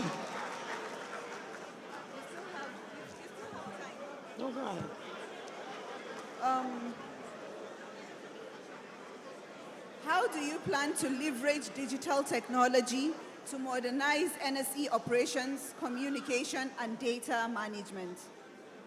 Thank you very much. I must thank the present administration of the Nigerian Society of Engineers.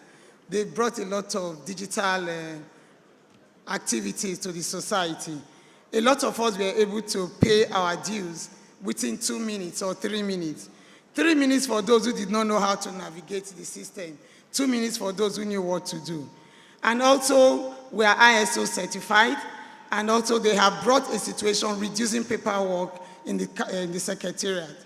I will look at the digital situation on ground, and we will look also at what we have at our membership app. What can we improve in it? If you look at that app, we will decide to bring structured mentoring program to enhance our membership app.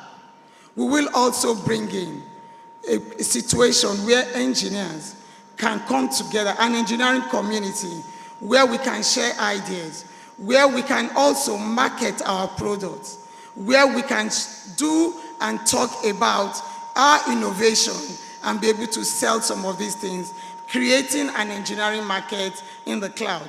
We will also create a cloud system where we can archive and save our documents. This will help in safeguarding the documents in the Secretariat. Administratively right now, it is difficult to go back and check what was done when I was vice president in 2011, 2012. But when we decide to save in the cloud and build a cloud system where all the documents of the Nigerian Society of Engineers are saved, then our documents will be safeguarded. There will be security of documents, and there will also be an opportunity to enhance all membership processes, membership, corporate membership, and the fellowship membership. We will conclude everything online. Yes, that will affect a lot of activities from the divisions and the branches, but with stakeholders, deliberation, consultation, we will all understand that digitalization of our system will be best for us because we will be able to compete with other engineering organizations globally. We will also be able to build our international reputation and be able to have even programs collaborate with other international organizations to build programs, webinars, conferences, and even help our students in the academia to have a classroom, even with people across the globe. Why? Because the Nigerian Society of Engineers is poised towards also having an e-library where students from our tertiary institutions will be able to sit down and discuss with their counterparts across the globe. So digitalization of our system is very, very vital. If we must compete with other engineering organizations across the globe that we sit with in the WFEO, we cannot be left behind in digitalizing our processes, our administrative processes, our financial processes. We will also be sure of our financial spending. Transparency in financial dispensation will be enhanced, and we will see the integrity of our leaders and how they are helping us to take care of our finances. So digitalization is going to really help Nigerian Society of Engineers to stand out as a society that is poised, being the best professional organization in our country that can compete internationally. So I will take advantage of what has been done by the present administration and build on it, enhance it, so that every of our activity, we can have our meetings. I know a lot of people want the physical meeting, but we know that having online meetings, taking decisions online, has helped to save the Nigerian Society of Engineers a lot of funds. And this will help us to look at the welfare of our members.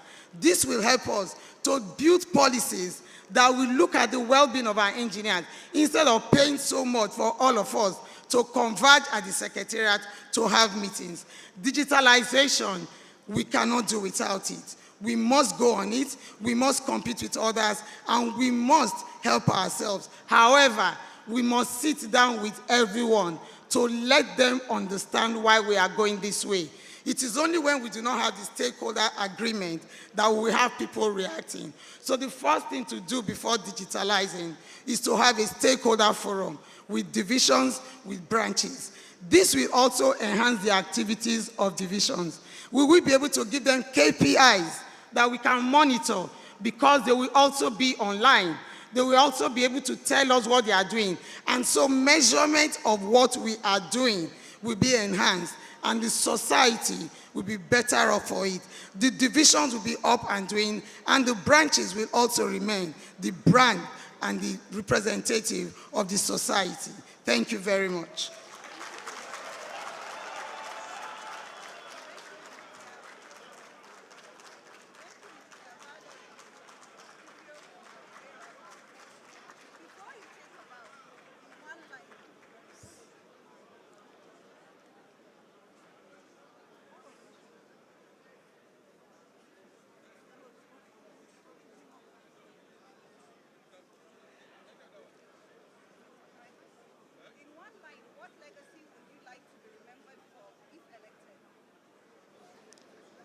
Professional, she asked, what, in one line, what will I want to be remembered for? Professional excellence, building capacity in every engineer. Whether you are young or old, male or female, I want to tell all of you, you have a voice. We want to build a society where every one of us will be seen, will be valued, and will be empowered to practice engineering at the best level. Thank you very much. Please take a bow and leave. Thank you.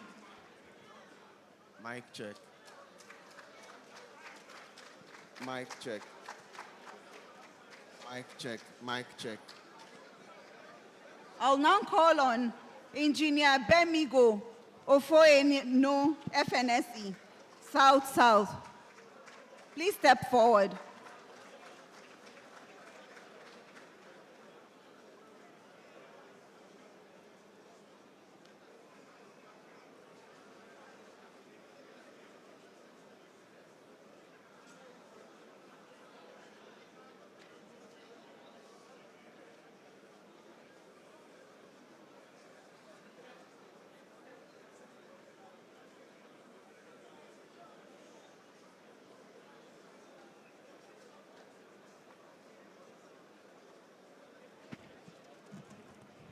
Engineer Bemigo, please choose a number. You have 1 to 20.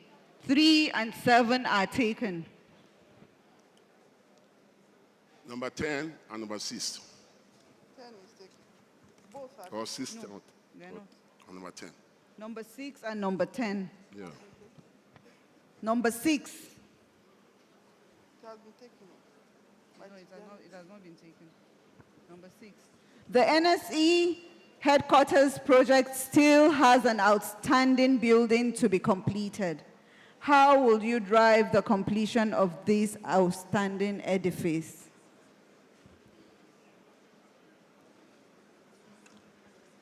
First of all, please permit me to stand on the already established protocol. My name is Engineer Bemigo Ofeino, Fellow of the Nigerian Center of Engineers.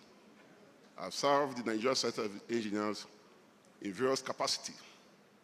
2-time Vice President of the Nigerian Center of Engineers, Chairman, General Secretary, and Welfare Secretary of the Nigerian Center of Engineers as a branch. Presently, with this question you have asked me, NSE house and outstanding building, how am I going to complete it? Very simple.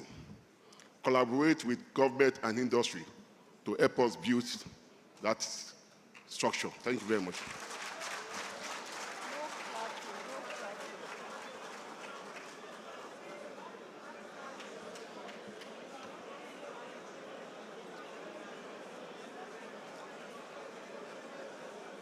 Let me take the second question. He has answered. Take the second question. Are you done? Yeah, thank you. What's the Second one. number? Number 10. 6 and 10. How do you intend to support and complete the president's vision while still maintaining your own distinct leadership identity? Come again, please. How do you intend to support and complement the president's vision while still maintaining your own distinct leadership identity? Thank you very much. First is to support the president on all his agenda and aspiration. Secondly, I will help to support the engineers with regard to welfare and other things that are needed for them to be empowered through partnership, welfare, and other things that will make society grow, especially job engagement. You recall that from July 1st to September 30th this year, I initiated and sponsored a program for more than 800 engineers, training program for more than 800 engineers, engaging experts from different parts of the world, including Nigeria. Thank you very much. Thank you, Engineer Bemigo. Before you take a bow, in one line, what legacy would you like to be remembered for if elected? If I'm elected, I will be remembered for the things I will do, especially empowering our young engineers, making sure the engineers are well placed in their various places of work, also making sure that the engineers are well paid. Because as we speak today, I will tell you, our profession is one of the most paid professional body in Nigeria. So making the engineers to be happy in where they work with respect to work structures and packaging. I think that's what I will do. Thank you very much. Thank you. Please take a bow and leave. Thank you. Thank you very much.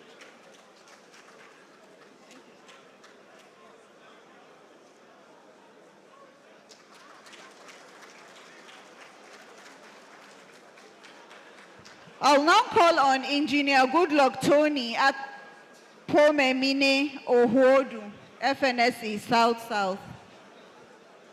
Please step forward.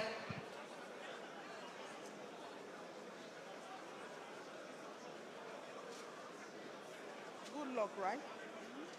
Good luck who? Good luck who? Yes, good luck.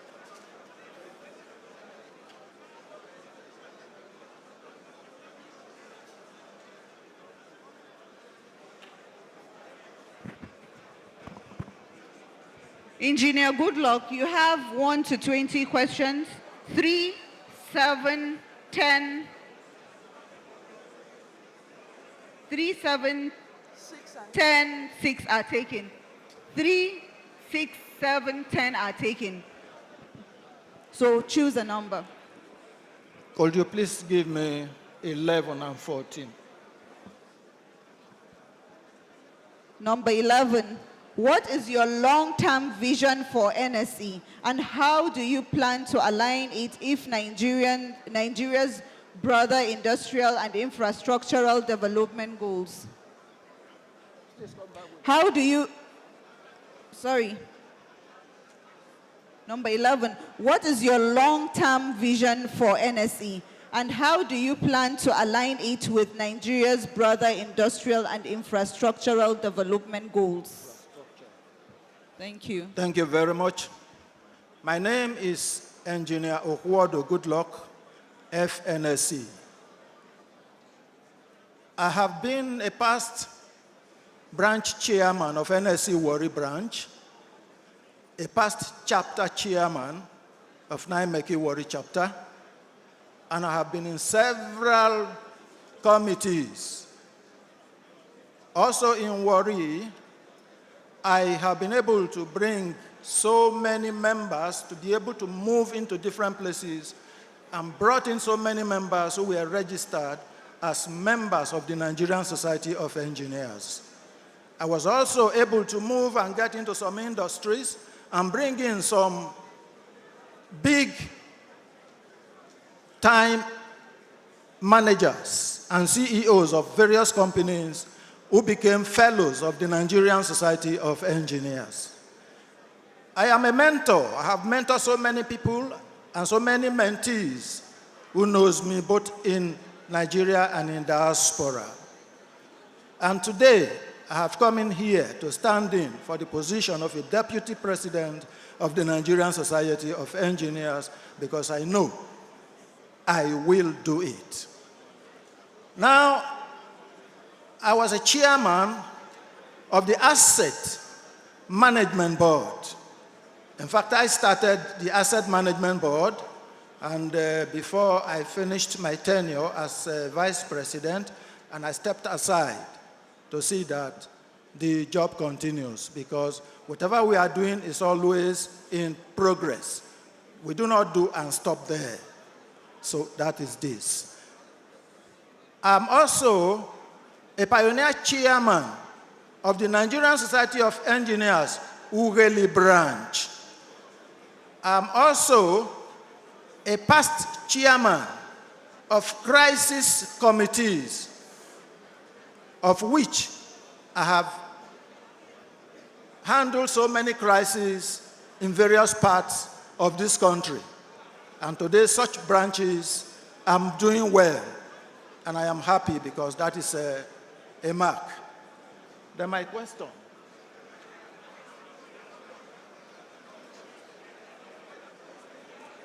What is your long-term vision for NSE, and how do you plan to align it with Nigeria's broader industrial and infrastructural development goals? Your long-term vision for NSE. Long-term vision. NSC is an entity that is already established and it is running. And we have a lot of activities that are on ground, which we must not shy away from. There must have to be continuity, because one does not have to deviate from where it has stopped.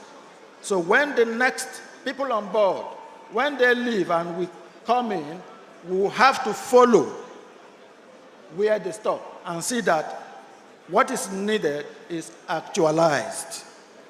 And having said that, we have a lot of rooms to meet companies, establishments, individuals, philanthropists, who could come in to help us to achieve our infrastructural goals. We have so many infrastructures on ground, of which we must have to see that they are completed.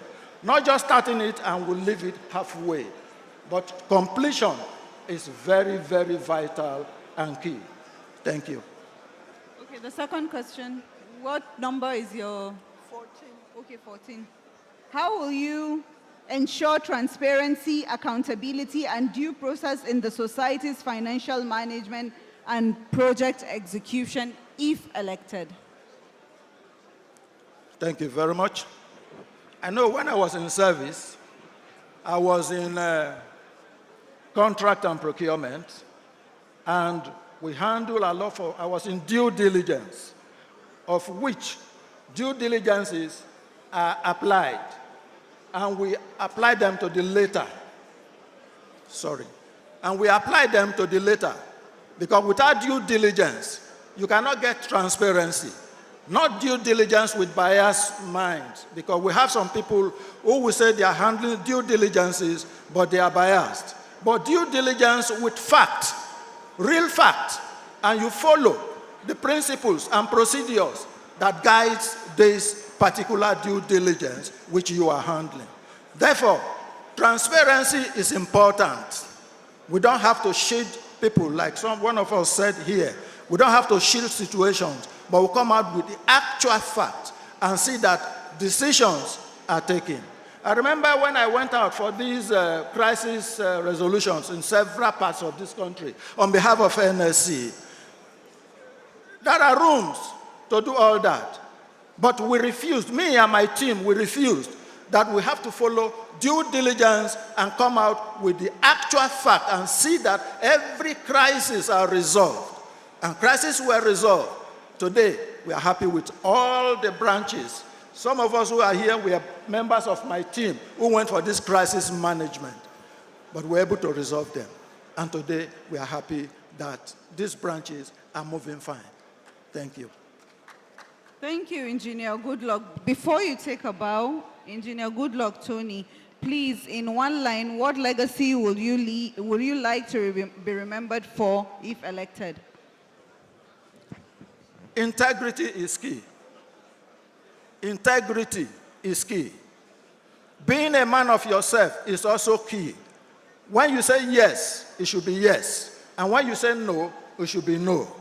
When you need to give explanations, you give explanations to clear your answer and let people understand that this is the way to go, and that is where we can make progress. Thank you. Thank you very much. Take a bow and leave.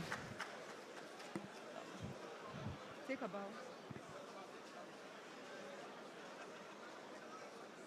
Okay. We have come to the end of Deputy Presidents, but before we leave, I would want to call on Engineer Chuak Tanko Jang, the first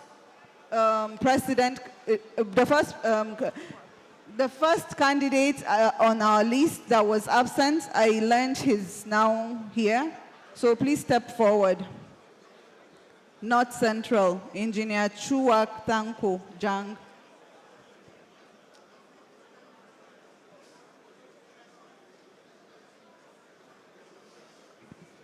Engineer Chuak, you have number 3. You have 1 to 30 questions, but 1, 2, 4, 5, 6, 10, 15 are taken. So pick a number, please. Number 7. What value do you intend to add to the present level of technology to deliver effective training and certification? Sorry? What value do you intend to add to the present level of technology to deliver effective training and certification? As per knowledge is very important to the engineers, I would like to support the leadership and then to bring to table issues where we will do a lot of training of our engineers and try to gather a lot of knowledge from within and outside. Just like one of my colleagues said, we do attend programs outside the country to try to get technology from outside to bring home so as to enhance our own knowledge. If elected, I will support the leadership under the president with means and ways where engineers can go out. A specific number of engineers can be sent out to go and get knowledge and bring home, and then we create a committee where they will harness this knowledge and add to our library so that our technology and our knowledge will be enhanced for the good of our engineers. As a past national chairman of the Nigerian Institution of Civil Engineers, we used to go for, or we've been going for, the ASC program where we do get a lot of knowledge, and when we come home, we will always harness this knowledge and then transmit it through our various chapters so that we will enhance our library and be able to have enough knowledge for our engineers. Because knowledge is power. Without giving our engineers the requisite knowledge, they will not be able to practice effectively. So if elected, I will support in this direction. And I am Engineer Jangsi Tanko. I was a one-time technical secretary of NSC Jos Branch. I was a national vice chairman of NICE, deputy national chairman of NICE, and of course, the national chairman of NICE, where we used to enhance a lot of programs where we do organize programs that will bring about technical knowledge through the technology enhancement for our engineers. Thank you. Thank you, sir. Please take a bow and leave. Thank you.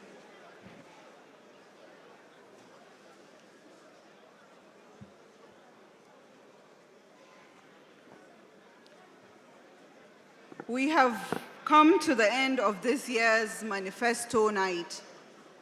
Before I call on our amiable chairman, I would like to sincerely appreciate the chairman of the election committee, members of the election committee. I would also like to thank all our candidates for their clarity, composure, and commitment they have demonstrated tonight. Your presentations and responses have reflected your passion for the Nigerian Society of Engineers and your readiness to serve. To our members and stakeholders present here, thank you for your patience, attentiveness, and discipline throughout this session. Your participation is what strengthens the democratic pillars of our great society. As we move closer to the elections, I encourage everyone to reflect carefully on what has been shared this evening. The future of NSE depends on informed choices, constructive engagement, and a collective commitment to excellence, professionalism, and progress. I want to say thank you once again for making this program successful. I wish all candidates the very best in the upcoming elections. Thank you, and do have a good, wonderful evening.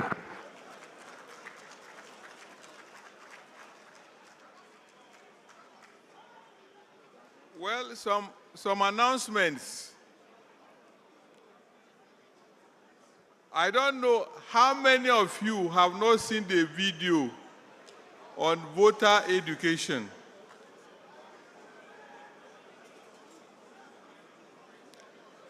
I take it that you have all seen the video and you know how to go.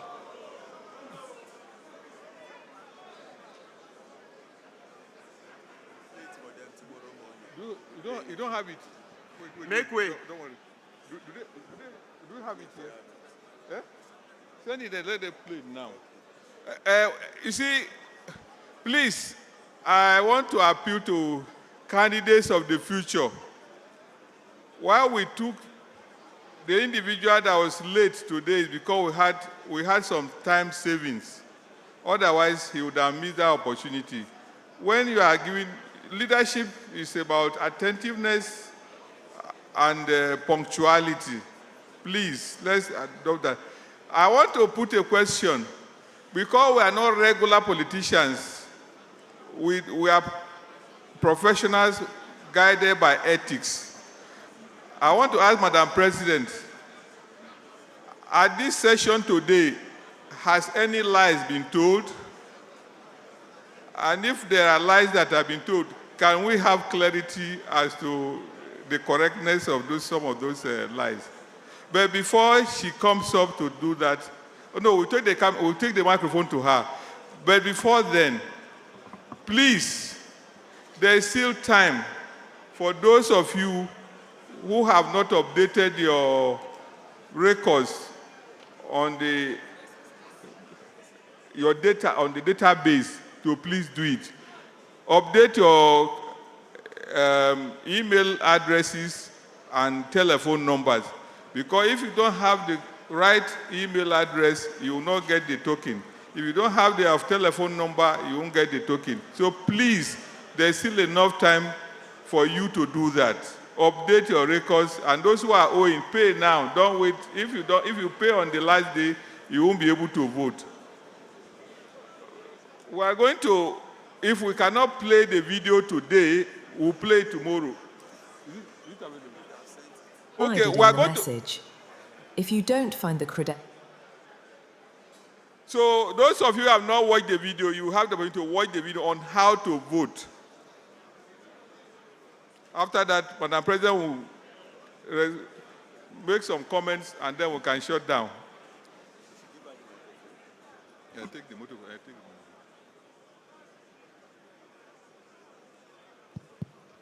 Mic check.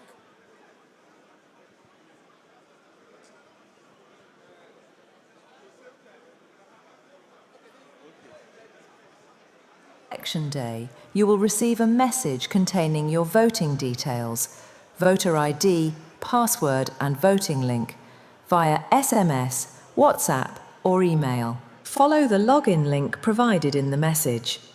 If you don't find the credentials in your inbox, please check your spam/junk mail. Enter your voter ID, password, registration number and clicks on Sign In. The voter would be logged in to the portal. Click on Start the voting process. Optionally, voter can click to view candidates' profiles. Otherwise, click on Click to vote. Select your preferred candidates from the categories. To select another candidate in a category having selected one already, click on Deselect on the one you selected earlier. Then, you will be able to select another one. Review your chosen candidates. If you need to adjust your selections, click the Back button. Once you are done with your selection, click on Confirm at the bottom of the page. Type in the token displayed in the box provided and click Submit. The votes would be submitted and the voter would be logged out. Voter receives a confirmation receipt sent to both your email address and phone. As a voter, on the election day, you will receive a message containing your voting details, voter ID, password and voting link via SMS, WhatsApp or email. Follow the login link provided in the message. If you don't find the credentials in your inbox, please check your spam/junk mail. Enter your voter ID, password, registration number and clicks on Sign In. The voter would be logged in to the portal. Click on Start the voting process. Optionally, voter can click to view candidates' profiles. Otherwise, click on Click to vote. Select your preferred candidates from the categories. To select another candidate in a category having selected one already, click on Deselect on the one you selected earlier. Then, you will be able to select another one. Review your chosen candidates. If you need to adjust your selections, click the Back button. Once you are done with your selection, click on Confirm at the bottom of the page. Type in the token displayed in the box provided and click Submit. The votes would be submitted and the voter would be logged out. Voter receives a confirmation receipt sent to both your email address and phone. As a voter, On the election day, No, it's okay. you will receive Thank you a very message much. containing... Thank you very much. So that is it. The next thing now, we'll have Madam President to make a comment, and then we'll have group photograph and the out of this place. Thank you, sir. Good evening, everyone. Well, it's okay to politic, but it's important that we are truthful. Integrity is the first. And when you are not truthful in your submission up here before election, then we'll have problems. A few issues were mentioned, particularly I'd like to correct the impression on the Gwarimpa land. Even I cannot claim to have gotten the Gwarimpa land for NSC. Please. The Gwarimpa land dates back to whenever. My predecessors are here. So the fact that a division got the C of O because they were asked to use the place does not mean that that person was the one who got it. So we need to be careful. Whatever is done by a group of people cannot be claimed by one person. The EXCO, I don't claim to do anything. It's with my EXCO. So please, a lot of other things were said, and I don't want to go into them. But please, whatever you do, be sure that you say the truth and only the truth at all times. It's important for our society. Thank you.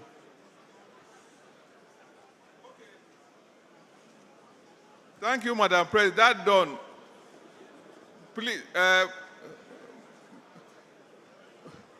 Madam President, can we indulge you to have a group photograph with us? Is that okay? Yeah, how? And Mr. Deputy President also. While the group photograph is going on, may I quickly remind you of the programs for tomorrow. The program starts at exactly 9 a.m. And tomorrow, the spouses program, equally starting at 9 a.m., they have their own separate schedule. See the general brochure. Equally Young Engineers program, see the schedule on the brochure. Tomorrow by 9 a.m. we shall start with leadership and energy talks, and then we continue to technical sessions 2, and then panel discussion session 3. We shall have lunch break, come back to panel discussion session 4, the poster sessions, panel discussion sessions 5, and then at 4 p.m. we shall have group dynamics competition, branches and divisions, and then close the day tomorrow with the welfare and cultural night from 6 p.m. Ladies and gentlemen, enjoy your night. See you tomorrow. Thank you.